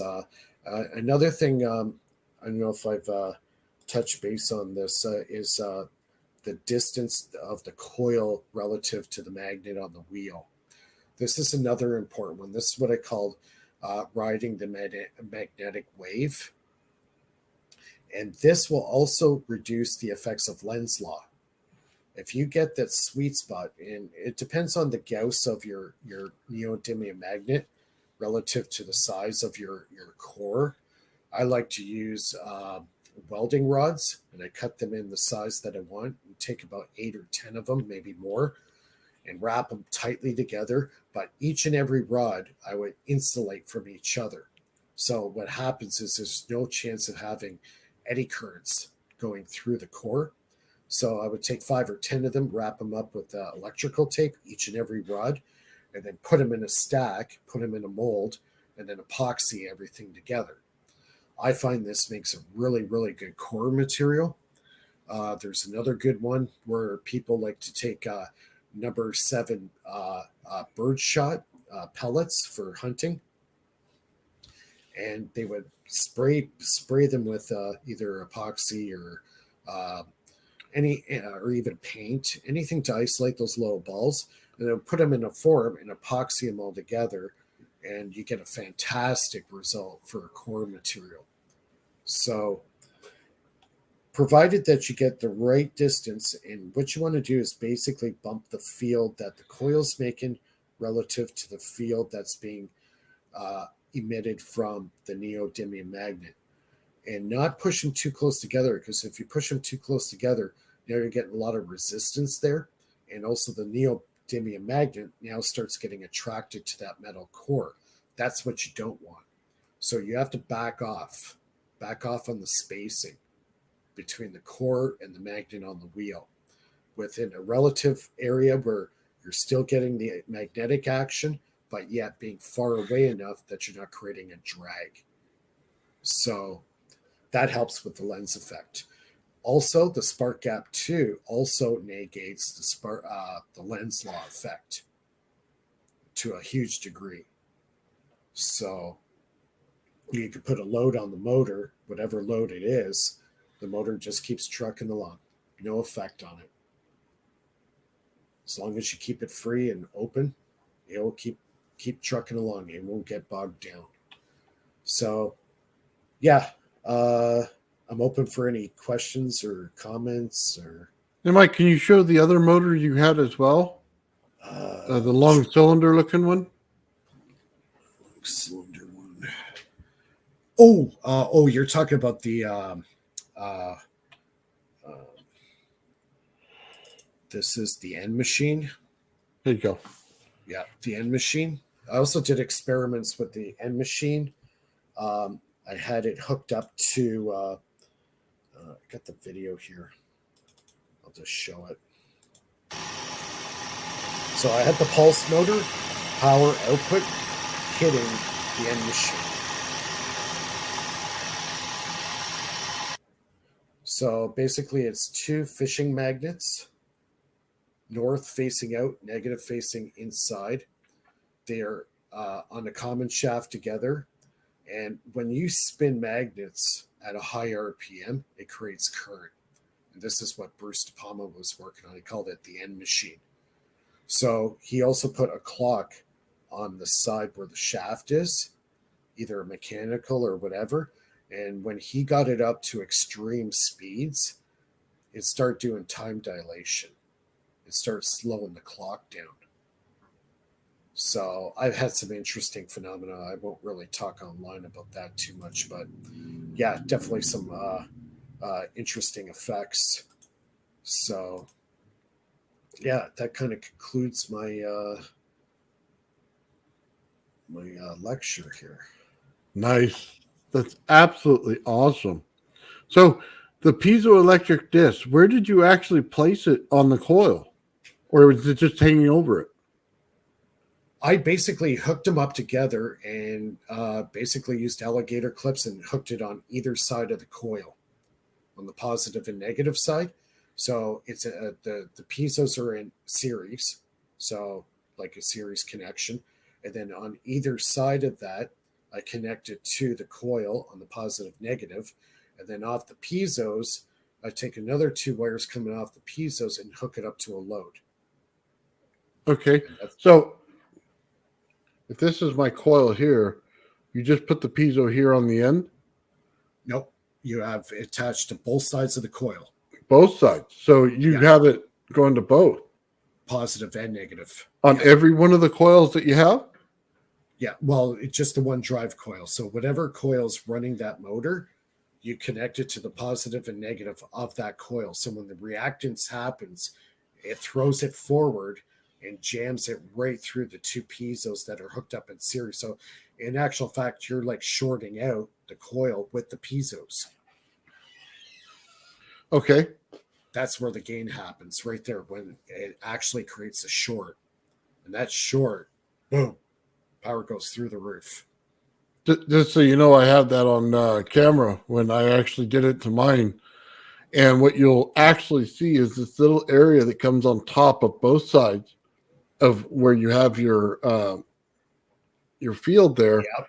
And you'll see both of them, and they'll show it in a little different color, but it'll show the amplification and exactly how much more you got. So it'll start out here, it'll end up here. On your oscilloscope, it's absolutely amazing to look at. Yeah. And that was confirmation that, obviously the piezos are creating a 40 to a 50% increase in power. So did you notice a frequency increase with the power? Yeah, I think it does. Yeah, I think the frequency doesn't increase, but it's kind of dirty power. It's kind of transient. So more potential than it would be classified as AC. Right, like a really dirty AC current. So what I do with it, I put it through a high voltage full weight bridge rectifier and dump it right into a cap. That sorts out the whole thing. And then from there, I can do whatever I want with it. Charge batteries, hook it up to an AC inverter, or whatever I want to do. But it's easier always to put it through a full weight bridge that can handle that voltage, dump it into a capacitor bank, get that capacitor bank filled right up full, and then dump it. Yep. So, never interrupt the regular circuit. Just pull it out. That's right. Just let it do its natural thing. Okay. So I have a couple questions here for you. Okay. Right. What do you use as your piezo element? Are you using little discs? I'm using, you could get the nice disc ones on Amazon. They're barium titanate. They're about $15 each. They're really cheap. There's many different types. There's the tall ones that are kind of are triangular in shape.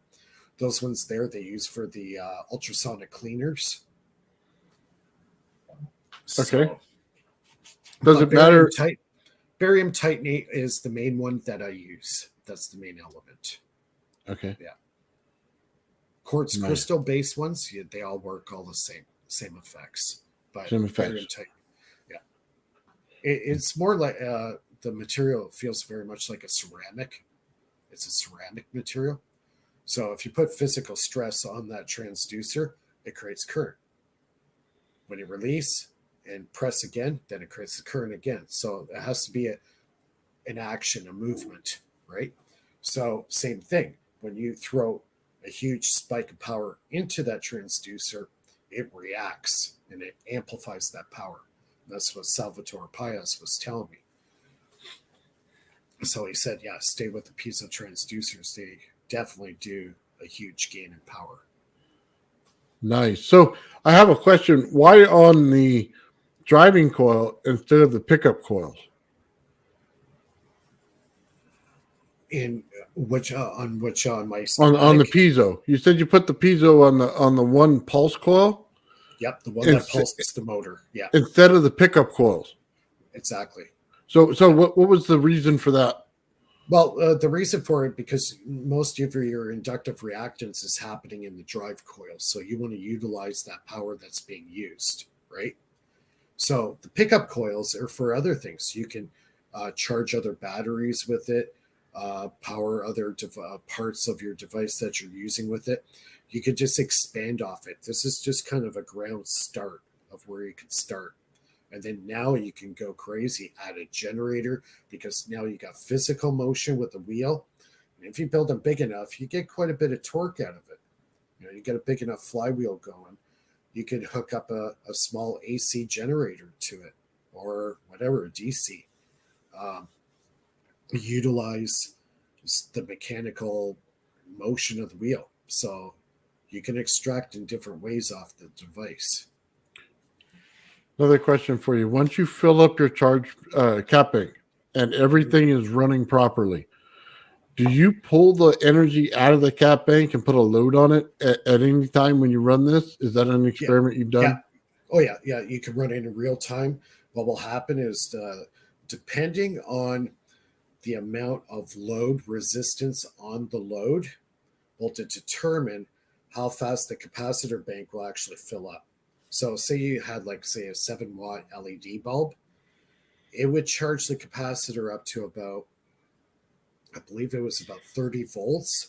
And what happens is the resistance gives way and allows it to flow, and it automatically dumps all that power that was in the capacitor into the light. So you'll get a flashing. So I actually didn't have to have a dump circuit hooked up. It did it naturally just by the resistance of the load. So a higher resistance means that the capacitor had to fill up higher. And then when it got to that threshold point, it would release in an instant. So have you ever had the problem of starving the load? It wasn't pulling in the cap bank fast enough? Like you could go too high, depending on the amount of power that you're putting into the system. So you would have to increase your voltage going into the motor. So a lot of people, they're in that rut of 12 volts. That will only get you so far on your output. Don't be afraid. Don't be a wussy. Go to 60 volts.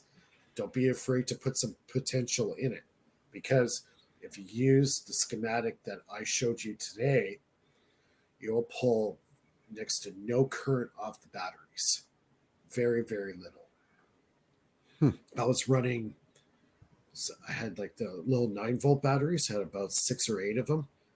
They were working for 6 months before they died, because I wouldn't charge them. Yeah, I wouldn't charge them back. I would just let it go. I want to see how far I can make these things go. 6 months. Yeah. So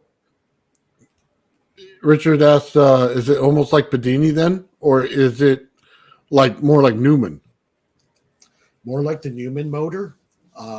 As far as what's different about mine is all those inventors didn't use the transducer. That's kind of my innovation, my kind of discovery, kind of my contribution to, further develop the pulse motor as it is. Absolutely. And it's kind of like thinking outside the box, right? Right. So you amplify the power. is what you do. It's a huge amplification. That's what the big kicker was. It was such a dramatic increase in power. That was the aha moment. Putting a transducer over a magnetic field and amplifying the daylights out of it is the best way to do it. Yep, that was my aha moment. So does it have any problems? So it almost produces a Bedini spike, though, in the way that it would do it. So do you have any problems with your cap taking that, or does it do it with no problem? No, I've never blown up any capacitors ever. No, not at all. Electrolytic, those big blue ones. Never had any problems. Okay, so Playmaker asks, as pointed out the times in the dielectric field that acts like a flywheel that creates a magnetic field of a magnet. Sure. It's, you got spinning magnets. The flux of those magnets is going to start radiating out. That's why I always, when I fire the motor up, I'll let it run for about 10 minutes to let everything just kind of expand and grow. Then I'll start doing my meter testing. So it's an expanding field. It's also a rotating magnetic field. And I got some pretty, what we call it, the woohoo moments with the motor, different effects. There's another effect that I love to talk about, but I can't because it violates the YouTube thing. Oh, yeah. With health effects. I love to expand on that, but I can't. Yeah, we understand. Just leave it at that. Some very interesting stuff. So this motor has surprised me in many ways. I believe too that the field that's there, it actually is a living entity. Electrical energy, you're radiating the flux in the air. You've energized, the proximity, the space around you. It takes a life of its own. It's really, really weird.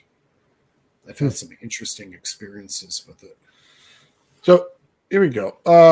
So when these two magnets pass each other, they are creating a null point in space. So do you know anything about this? I always hear about a null point, but I've never seen a null point. Everything has energy in it. So I might be reading it the wrong way.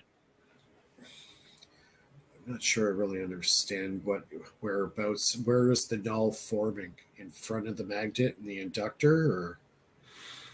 So when they pass each other is what he's saying. So I always look at it as they're creating a point where it's the highest value right there when they come together.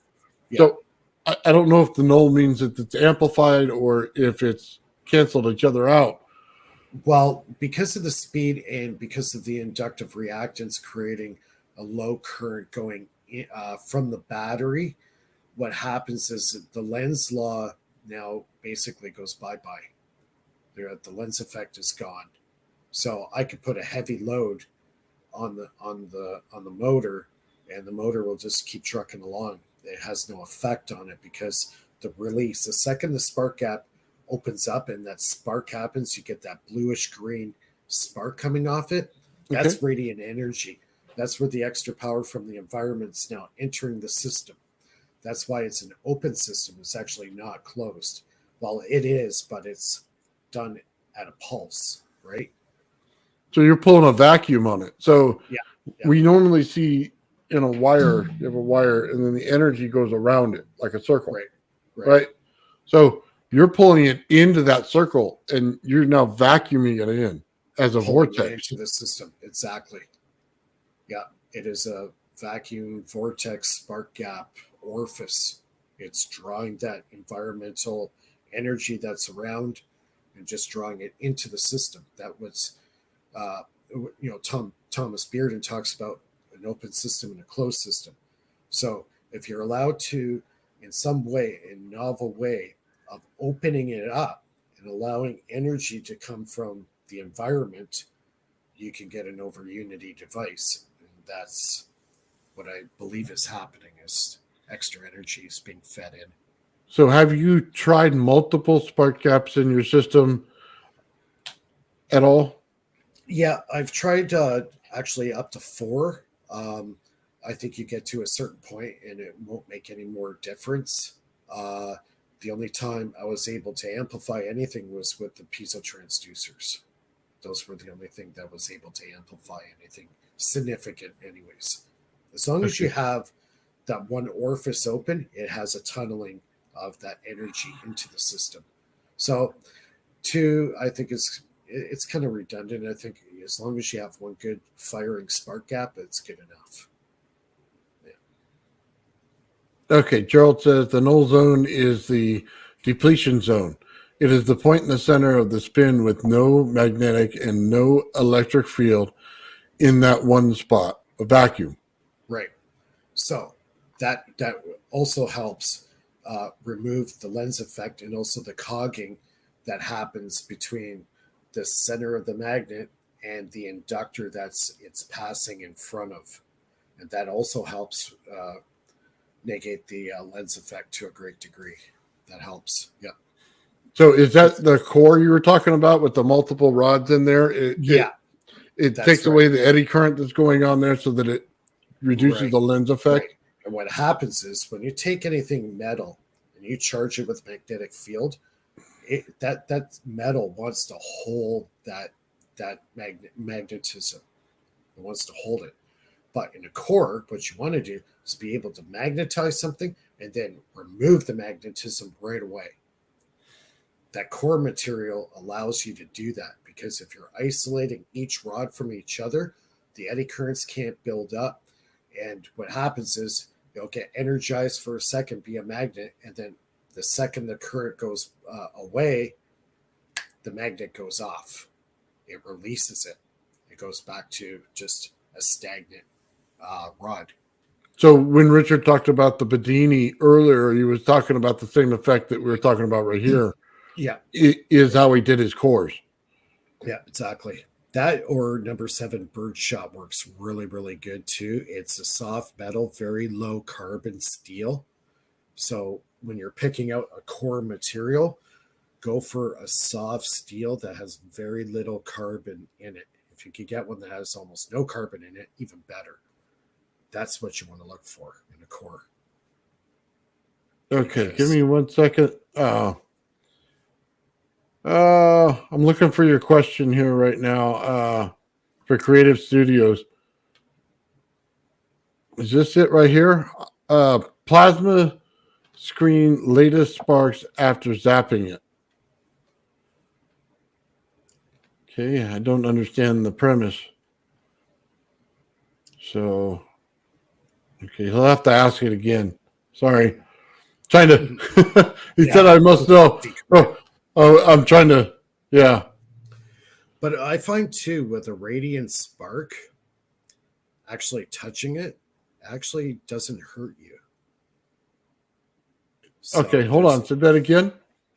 a radiant spark that you're getting, what I'll do is I'll take the transducer in my hand while it's firing and physically hold it. Okay. And I got several hundred volts going through my hand. Guess what? It's not hurting. Okay. So is it colder in your hand?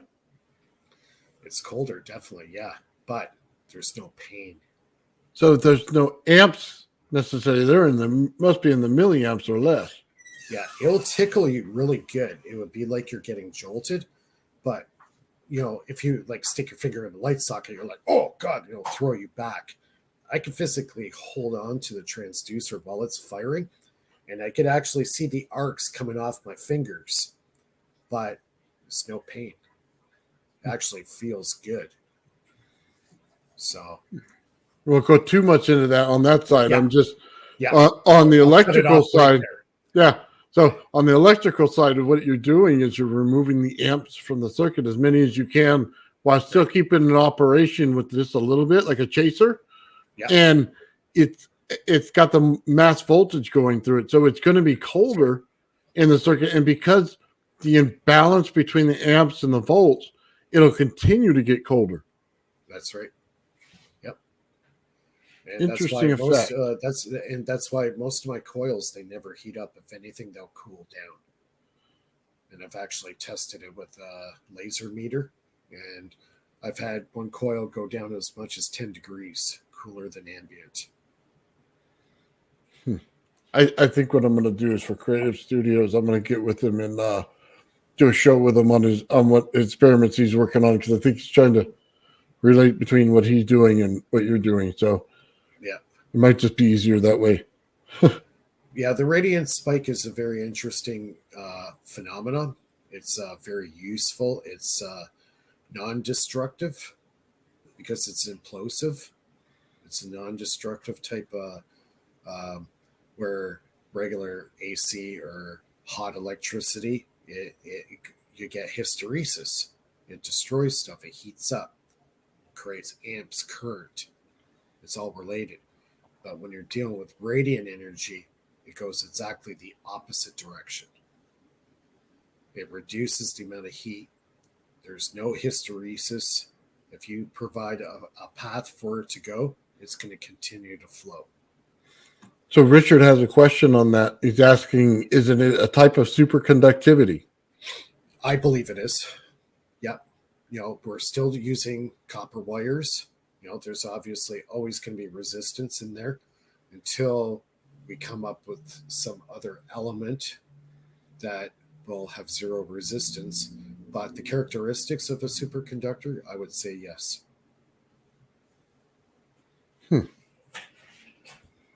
Very good.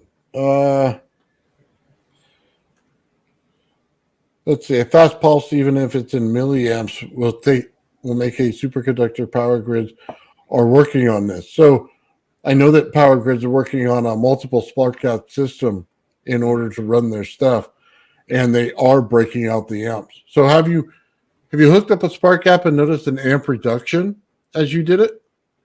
No, because if you're using a large inductor like I use, actually I'm increasing. The amps are being created in the inductor.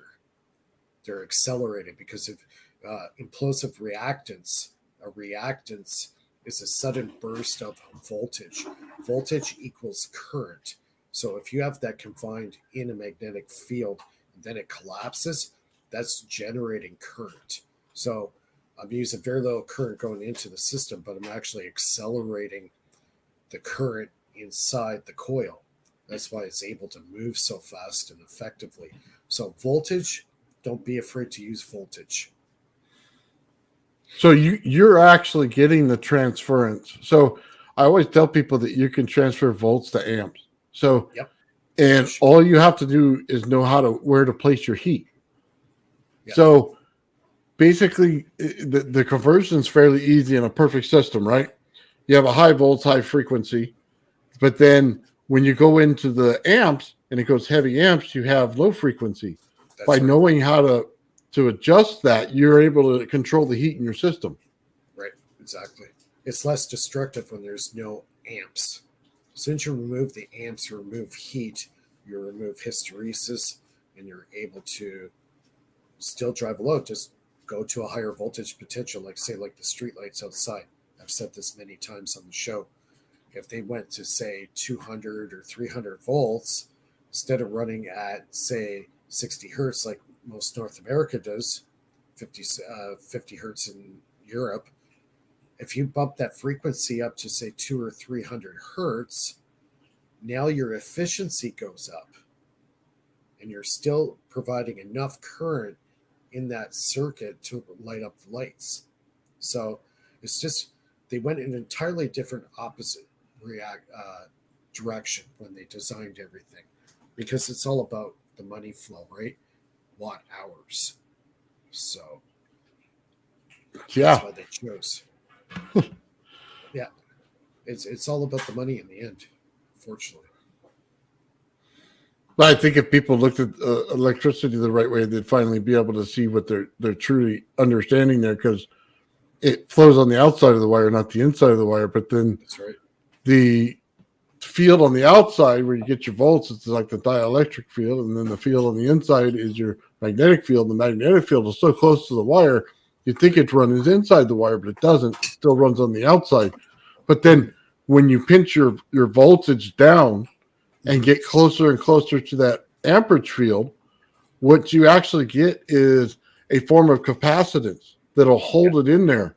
And then as soon as it gets out, it releases and goes back to normal, but then it'll look like your voltage is spiking at that point. Right. And that's why a lot of people don't understand too. A coil of wire has capacitive value, right? So the bigger, say, like your power grid is massive. It's huge.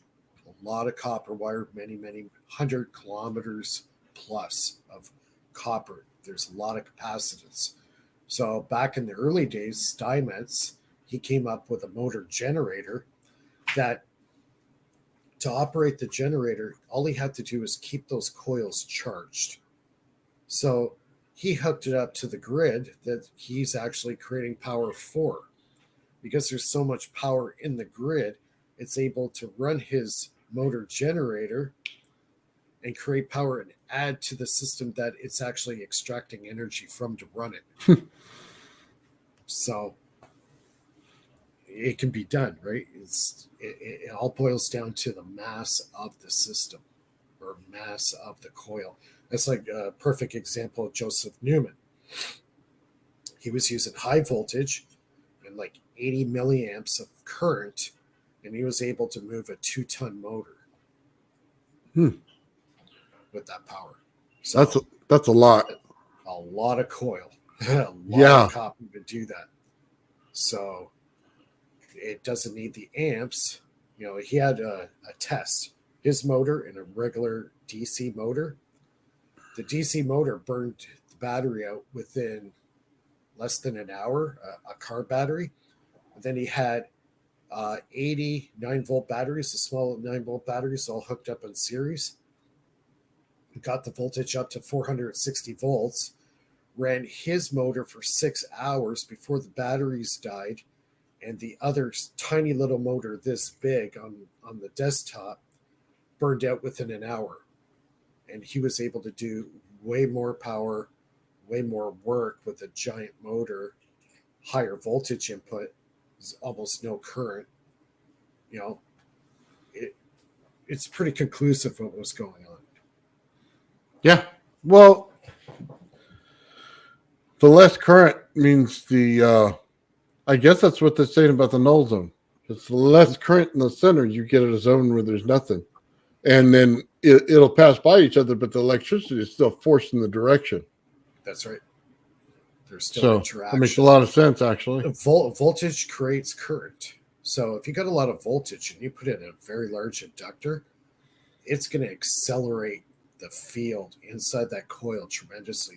It accelerates the current. It generates not only a voltage spike, but it increases current. So you get 2 for the price of 1. So I tell everybody who's getting into the pulse motor thing, go to higher voltages. Go to a 48 volt bank, 60 volt, whatever you want, but just don't bother with the 12 volts. Unless your coil's this big, you can stay with the 12 volts. If you want to get into something a little bit more serious, you know, a 2-pound coil like I'm using, 50, 60 volts, no problem. All the better. Nice. Huh. Water hammer. But by the way, that's like your piezo.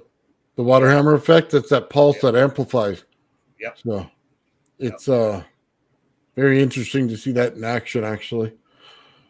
Joe says he'll completely expand on the null zone when he completes his theory. So that'd be cool. Okay. A boost converter? You don't use a boost converter. I've actually experimented with boost converters, but I get a way better result with the transducer. Let's see. And you use batteries to start everything, or do you use a power supply?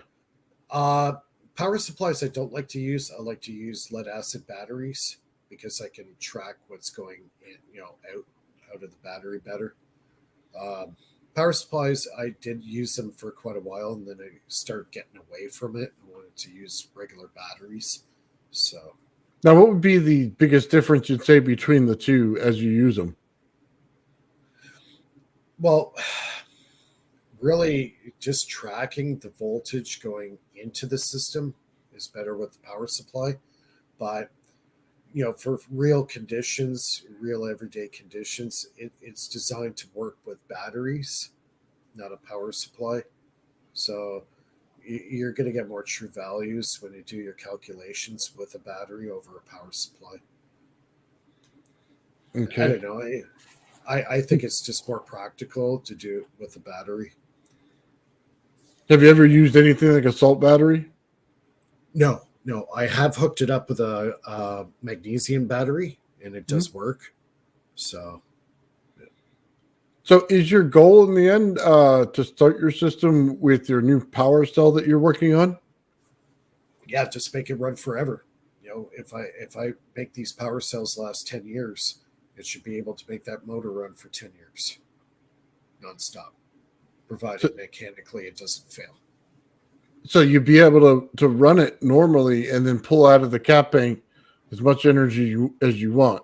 Exactly. Yep. Exactly.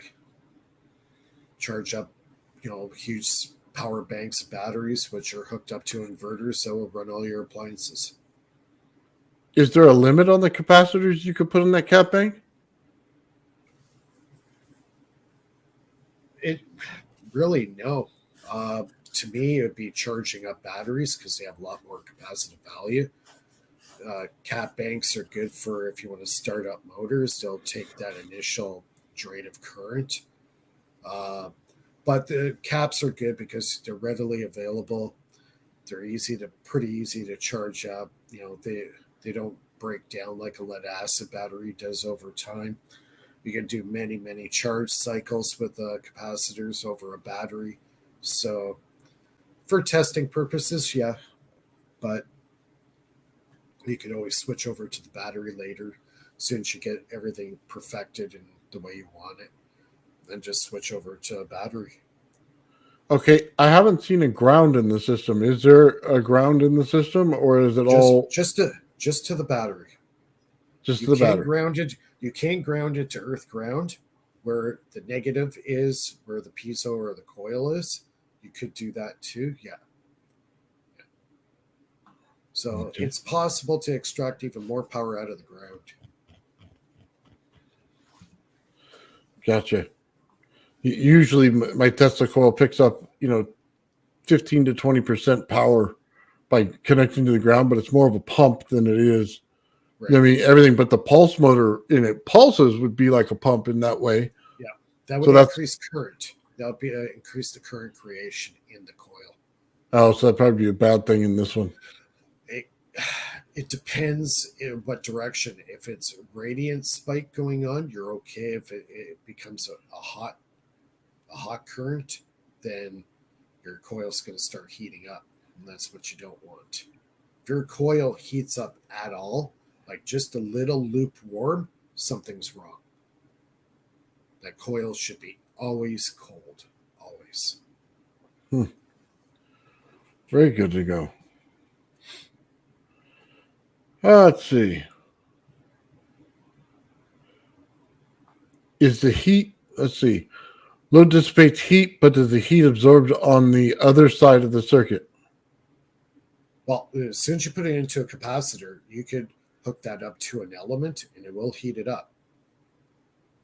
So you have to transform that radiant spike into real power per se, either to a DC or an AC current.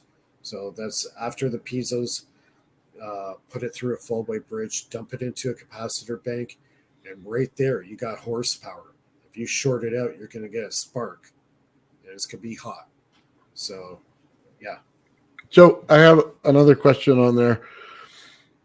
I saw somebody running a circuit, and they were driving the circuit and then putting the potential back into the MOSFET. So since that'll blow up the MOSFET over time or transistor over time, could you run it back to your system through the spark gap instead? And would that cure the problem where you can self loop? Well, self looping, yeah. I'm kind of with self looping. To me personally, is kind of redundant because there's no way that we know of right now currently where you can basically start a system up and remove the batteries and it would run on its own. We're not there. We don't have superconductivity to do that. Now, to loop a system, in order, you have battery number one, right? And you want to feed that through the system and come back to battery one. The one problem, and Tom Bearden talks about it in the Energy from the Vacuum series, you have to break the symmetry. Until the symmetry has been broken, you can then return it back to the source battery. So that's why I dump it from a full wave bridge rectifier into a capacitor. From the capacitor, I will throw it through another bridge rectifier. After that, the symmetry has now been broken. I can loop it right back to the same battery. It will not short out. So basically, you put a wall in between the two so that you can now separate it so it's not affecting the system. Right, because if you try to loop itself back on itself, you short out that motor. That motor will start going down. It will start heating up. The RPM will go way down. It'll short out and blow up. Right? It's a short circuit. You basically create a short circuit. So in order to break the symmetry, put it through a full wave bridge, dump it into a cat, put it through another full wave bridge again. Now the symmetry has been broken. Now you can take that power and feed it right back into the battery. Very nice. That's what everybody wants to know right there. Exactly how that was done. Yep. Just very good point, Mike. Mike. Break the symmetry. That's all you got to do. So basically, you have a system that you can loop anytime you want if you chose to do it because you broke it down. Okay. Yep. Change, break symmetry, change frequency, whatever you want to call it. It doesn't know it came from the same place by the time it comes out. So it doesn't short out. Yeah, so it does not kill the dipole. Yep, exactly. The dipole doesn't get killed. Just break the symmetry.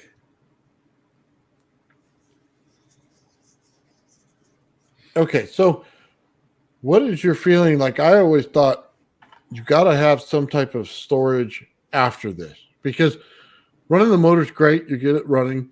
Right. It's also generating the power. Right. Okay. So it's like 2 in 1 there. Now, you actually have to be able to pull the energy and store it. So what's your thought on the storage of it? Do you put it into batteries? Do you prefer using it right away? Or yeah, exactly. Like, say, like a solar system for your house, you would have a bank of batteries, right? So you run this one motor on this one battery or, high potential source, run that and charge up a whole solar power bank of batteries. Those batteries there now are hooked up to an inverter system that runs your whole house. And you're doing on that much power. So would you prefer that battery bank to be the nickel or, the lead acid battery? Or lead acid works good, but right now I prefer the lithium iron phosphate battery, LP04. It's not your lithium battery; it's a lithium iron phosphate battery. Okay, they're expensive. Power Queen makes a really good one, 100 amp hour. Excellent battery, comes with the BMS built in it.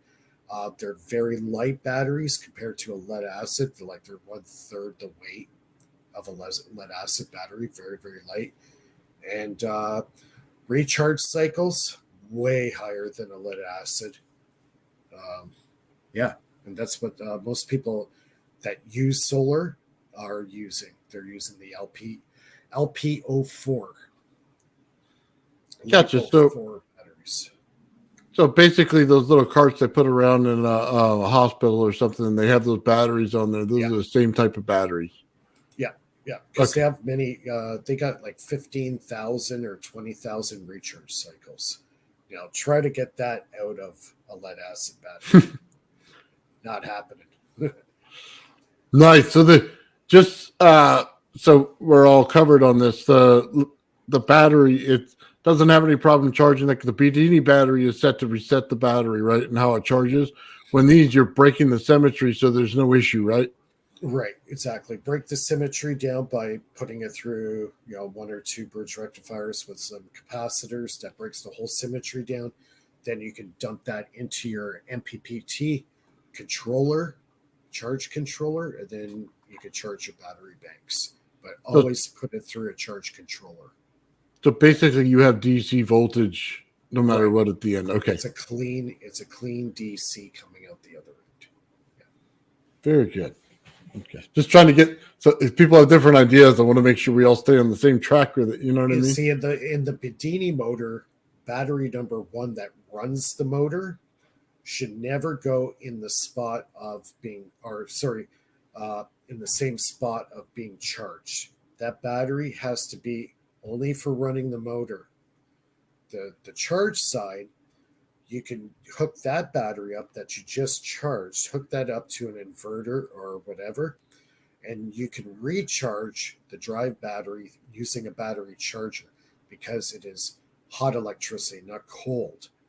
You have cold electricity in the battery that was just charged by the Bendini motor. He gets into this in that series of videos. Very important because it's a different type of power. It's a negative power. So he conditions his battery to take the negative power. Is that what you're Right. saying? So what he does is completely discharge that battery to like a volt or two, like drain it right out. Then he'll charge it with the negative charge that comes off the Bendini motor. Now that battery is now a negative charged battery. Right? So Mm-hmm. it will always stay as a negative. If you try to put hot back into it and flip it around, it's going to kill your battery. It destroys it. Yeah. Very interesting. Let's see. Yes, Mike is right. You must separate those batteries, and they must stay that way. Yeah. Now you can take the negative charge battery that you just charged on the Bendini device, hook that up to an inverter, and run appliance with it all day long, no problem. But it must always stay a negative charge. So the inverter is like you're rectifying it again and into a cap bank again, like you were saying, and then it changes it. Mm-hmm. Yeah. So you can take the negative charge battery, you hook that up to an inverter, and then you plug your battery charger into the inverter, and then take that power now, and now you can charge your drive battery. That you Okay. can do. So if you just hook it up to the inverter by itself, can you just run like a TV or a lamp or whatever you wanted? Sure. Yeah, whatever it'll handle, right? Yeah. So let's just go back over this. You said it was breaking the what was it again? The name of it? Symmetry, The symmetry, right? breaking the symmetry. Yeah. So when you go from hot to cold, you have to, or excuse me, from cold to hot side, you have to break the symmetry in order to do that. And convert it back, and that's what the inverter will do. So that's very important. If you just try to feed that negative powered battery directly without any changing to a hot battery, you'll wreck the battery. You'll destroy it. So it has to go to the cold charge battery has to be hooked up to an inverter. That inverter is now going to convert that power into a DC that's going to run your AC charger, and the AC charger is now going to charge your drive battery with the power, hot electricity that it needs, because that's what's in that battery. The second you try putting cold power, you probably do it, but the problem is it'll destroy the life of the battery. It's just you can't mix two different type charges in the same chemistry. It doesn't work, right? Yeah, well, it's important to kind of know the rules of that because it's going to define how you build your system and then what you get out of it. Yeah, very much so. So a lot of people talk about negative energy or cold energy in there. They don't understand how different it is than hot energy, and they try to mix the two in their verbiage. That's why I wanted to clarify. Yeah, I think that's where regular mainstream science is kind of swept under the rug. They don't really want to talk about this negative energy. It sounds too esoteric or too fringe for them to understand because they're so used to working with hot electricity. In their minds, that's all that exists. Well, there's actually another, go below the line. There's a different type of current going on there. It's a negative energy.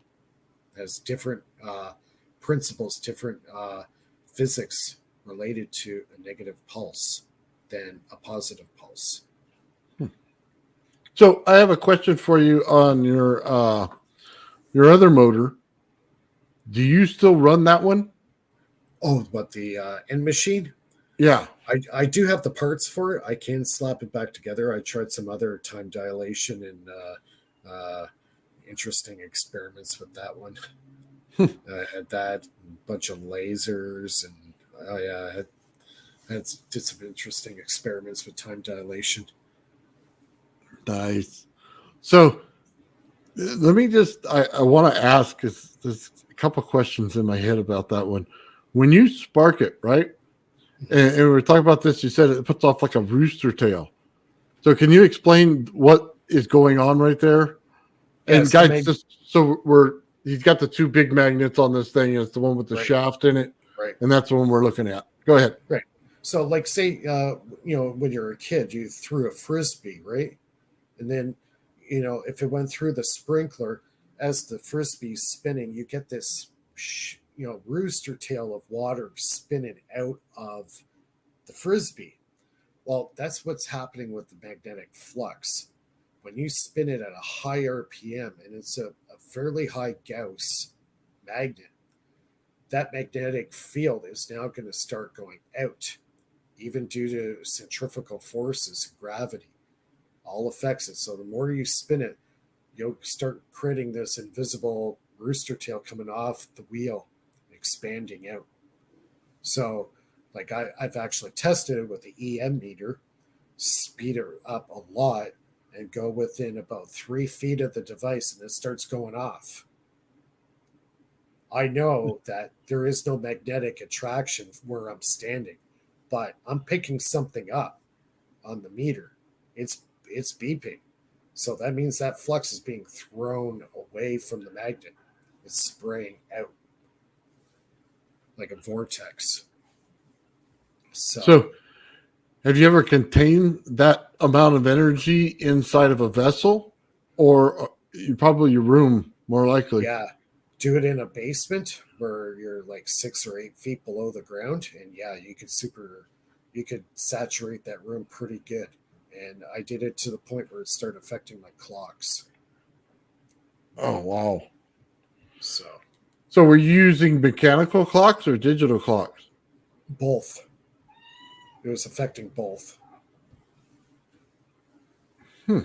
Very cool. Yeah. That's like these magnets that I was using, they're the fishing magnets that had like 600-pound lifting capacity. So I got 1,200 pounds of lifting capacity, north pole's facing out, negatives facing in, and I'm spinning it at 4,000 RPM. You can imagine the rooster tail of flux I'm throwing into. Oh, yeah. And then I had the spark gap firing right beside it. So now it's just lighting it up. It's doing, like I can only imagine how it would actually look. Yeah. Probably pretty amazing. Yeah, we do that a lot. By the way, I've done that myself. You've had the two spinning magnetic fields, but they're counter rotating. So on my little gravity fly project, we blow it out, and you can contain it inside of a Tesla coil field. So it's be interesting to know if you ever try that experiment while you're running that machine, if you contain it inside that bubble, because it'll start blowing out your equipment if you don't contain it. Yeah, exactly. Like that's why I had the interesting effects when this is happening. Like it's getting into the medical thing, so I have to know where to draw the line. When you start throwing flux in with high voltage at a good frequency, and that gets into your space, you're going to start feeling some stuff. Okay, we'll leave it at that. I don't want to go any further into because it goes real quick into the wrong side. That's right. We'll just say you definitely feel it like as you're standing there. That's for sure. Yep. It's a difference in the room. It's a difference. I don't know. It's kind of like the way I've always felt it is going down the hall in your socks, and if you can feel that energy around you when you zap the doorknob before you can hit it, that's what it feels like. But it's like 100 times that. Yeah, you can even charge water if you keep that field going and you put a glass of water in that proximity. I've had times where I did that near a coil, ran it for about 30 minutes. I put the cup of water up to my mouth. You know, when you put a 9-volt battery, you get that tingling feeling on your lips. I got that with the water. Did you get a metal taste out of the water? Yes. That's so cool. I'm gonna have to try that now. I'm gonna put some water in the room when I do it. Yeah, just energize the water up. You'd be surprised. Water has capacitive value. Huh. That's interesting. I Now, didn't really realize that. And it works even better if you use mineral water. Mineral water. Have you ever Minerals have used acids. electrolytes in the water? Even better. Now you're talking. Getting to more where we need to be, huh? There's that line. Don't cross it. So if you had a cavern, say we went into a cave and went into a little cavern and there's water in the ground and you started up this device, we could really fill that thing up with some energy in that room. Oh, yeah. Yeah. It has some pretty amazing effects. And Tesla knew all about this years ago, made several devices. And then eventually, Mr. FDA came around and said, no. You can't have that. And all his devices he made that were totally incredible came off the market. Yeah. There's a few of them still in existence. One guy is in the UK. I think he has about 4 or 5 of them that are still working. Really? John Hutchison has one device that works. Yeah. I've seen it. Yep. That's interesting. Yep. Huh. And I believe there's only 1 or 2 guys worldwide that actually know how to fix them. Well, it changes your understanding of electricity once you start into that type of experiments on exactly what you think it is versus what everybody tells you it is. It's completely There's a different. lot more to it than that.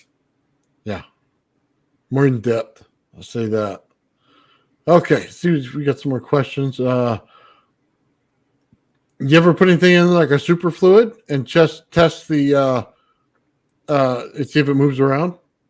I imagine it would. I would like to try doing bismuth or some soft metals like that, or even mercury. I'm sure I would get a definite spinning action for sure. Yeah. I would love to put bismuth in between 2 plates like a capacitor and see what we can pull out.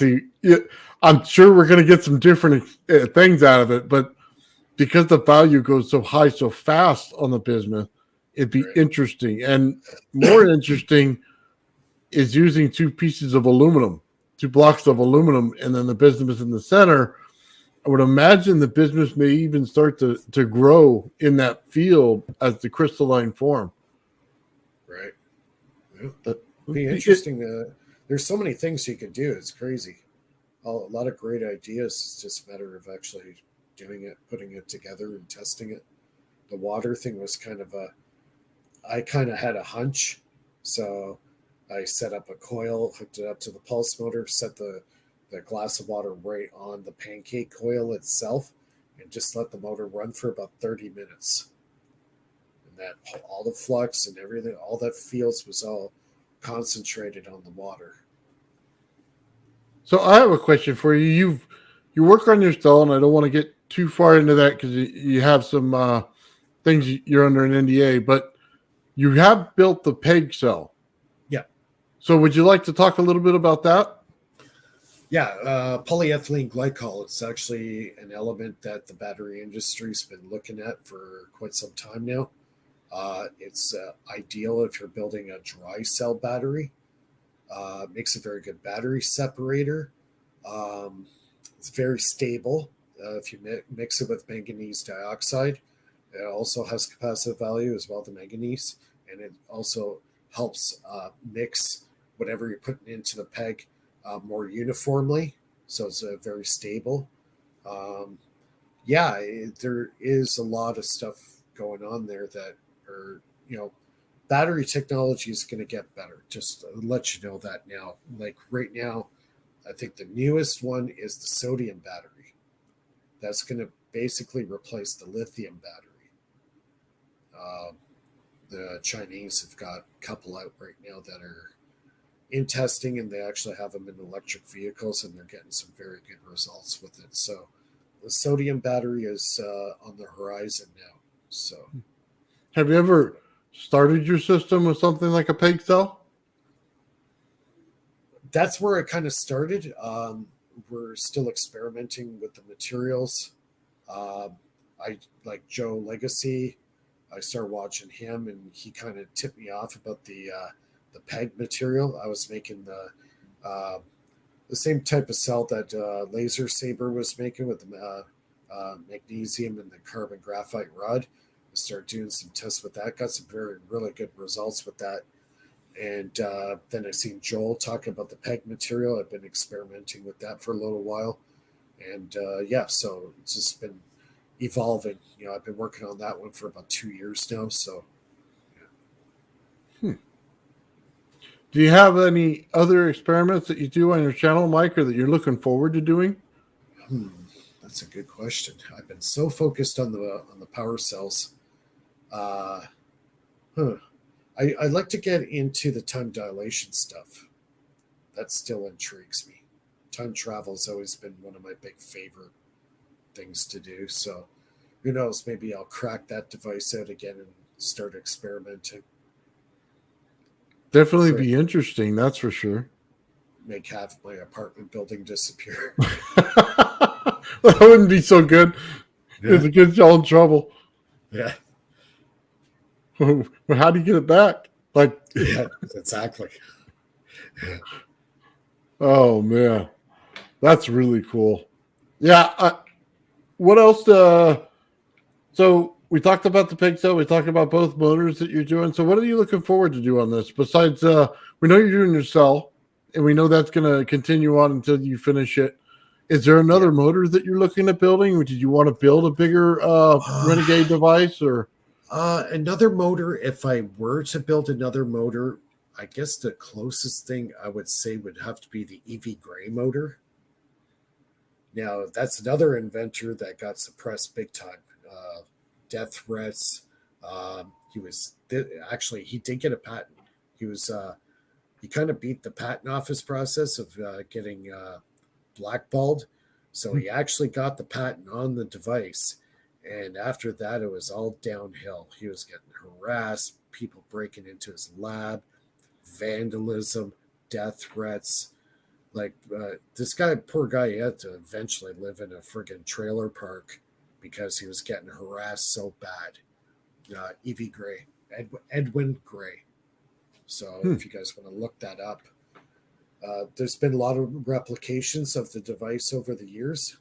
Most of them have been successful. It does work. So that'd be an interesting. And that motor creates quite a bit of horsepower. It's a high powered motor. Again, using high voltage. It's a high voltage running motor. Yeah. And It'd be interesting. I know a couple of people have actually built it, and it does work. Really? Yeah. It'd be interesting if you do that and come back again and share that with us. That'd be totally awesome. Yeah, that motor is a very loud motor because you're using high voltage in this thing, like 400 volts of power, sometimes even higher. Oh yeah, that's a high voltage motor, but very powerful. A lot of horsepower in that motor, and that's why he was suppressed so badly, because that motor had huge. That could replace a car engine. That's how much power was putting it out. 200-300 horsepower. Wow. Well, that's interesting compared, considering all the electric motors and stuff that they keep building and doing things like that. So how big was this thing? They were pretty large. They were getting 3, 4. Some of them were 6 feet long. They're quite large motors. Yeah. Gotcha. So probably not practical for a vehicle then. Maybe not. Maybe a truck or a transport truck would be more practical. Powering a house or whatever. Put it at the back of the house. Power plant for the house. Just generating electricity with it. Powering generators. But yeah, definitely look up the EV gray motor. That was an interesting motor. I think Norman Wooten did a really good Tesla Tech conference talking about that motor. So, but yeah, Edwin Gray, if there was one guy that got harassed, was that guy. He really got it. I'm surprised they didn't kill him. That's one guy I'm surprised. I think he did get killed in the end, but they wouldn't. It was kind of interesting, unforeseen circumstances, around his death in the end. But they always say that mysterious circumstances at the end. Yeah.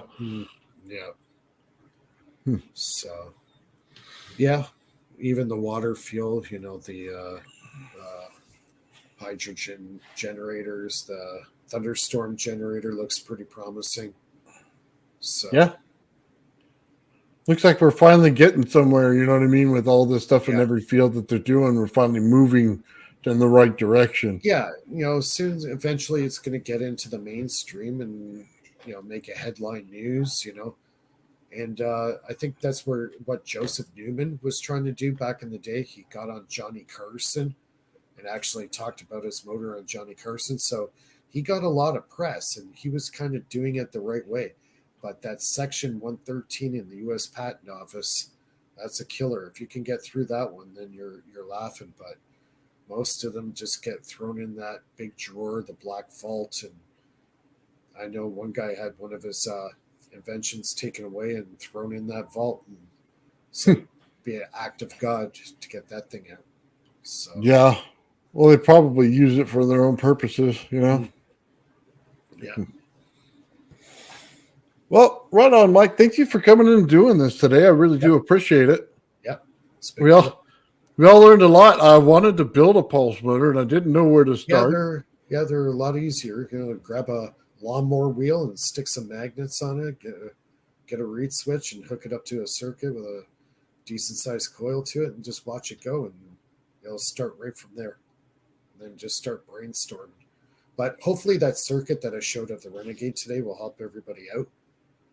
Kind of understand the circuit a little better, and by all means, experiment with it. Add stuff to it, take stuff out, see what's going on. Try to read what the motor's doing. Yeah, absolutely. Sorry, guys, my camera's all messed up. I got a kitten. Halloween time, there was a black cat that came to my house. Their kitten, so I took him in, and he's all over the place right now. He's into everything. So, but right on, Mike. Thanks for having me on. Yeah, thank you very much for coming down and do this, and hopefully everything works out. We'll see you again here real soon, and then we do Free Energy Fridays with Leave Extraordinary Inventors with Mike every Friday.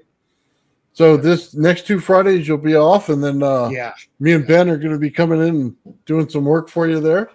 Yeah, unfortunately, I have to do the afternoon shift. We're kind of on rotation right now because we've been busy at work. So the next 2 weeks are me on afternoons. So that kind of sucks, but it is what it is. So real quick before we get out of here, I'm going to put your channel in the comments for everybody so that they have it. Sorry, give me 1 second. I'm almost there. Yeah, I'm going to watch the replay after. I want to see how it turned out. Yeah, there you go. There's Mike's channel right there. So go out, check it out, subscribe. Awesome work. Thank you, Mike. Appreciate it. Take care. Thank you, Thanks chat. for having me. I hope you guys all have a great day. Thank you.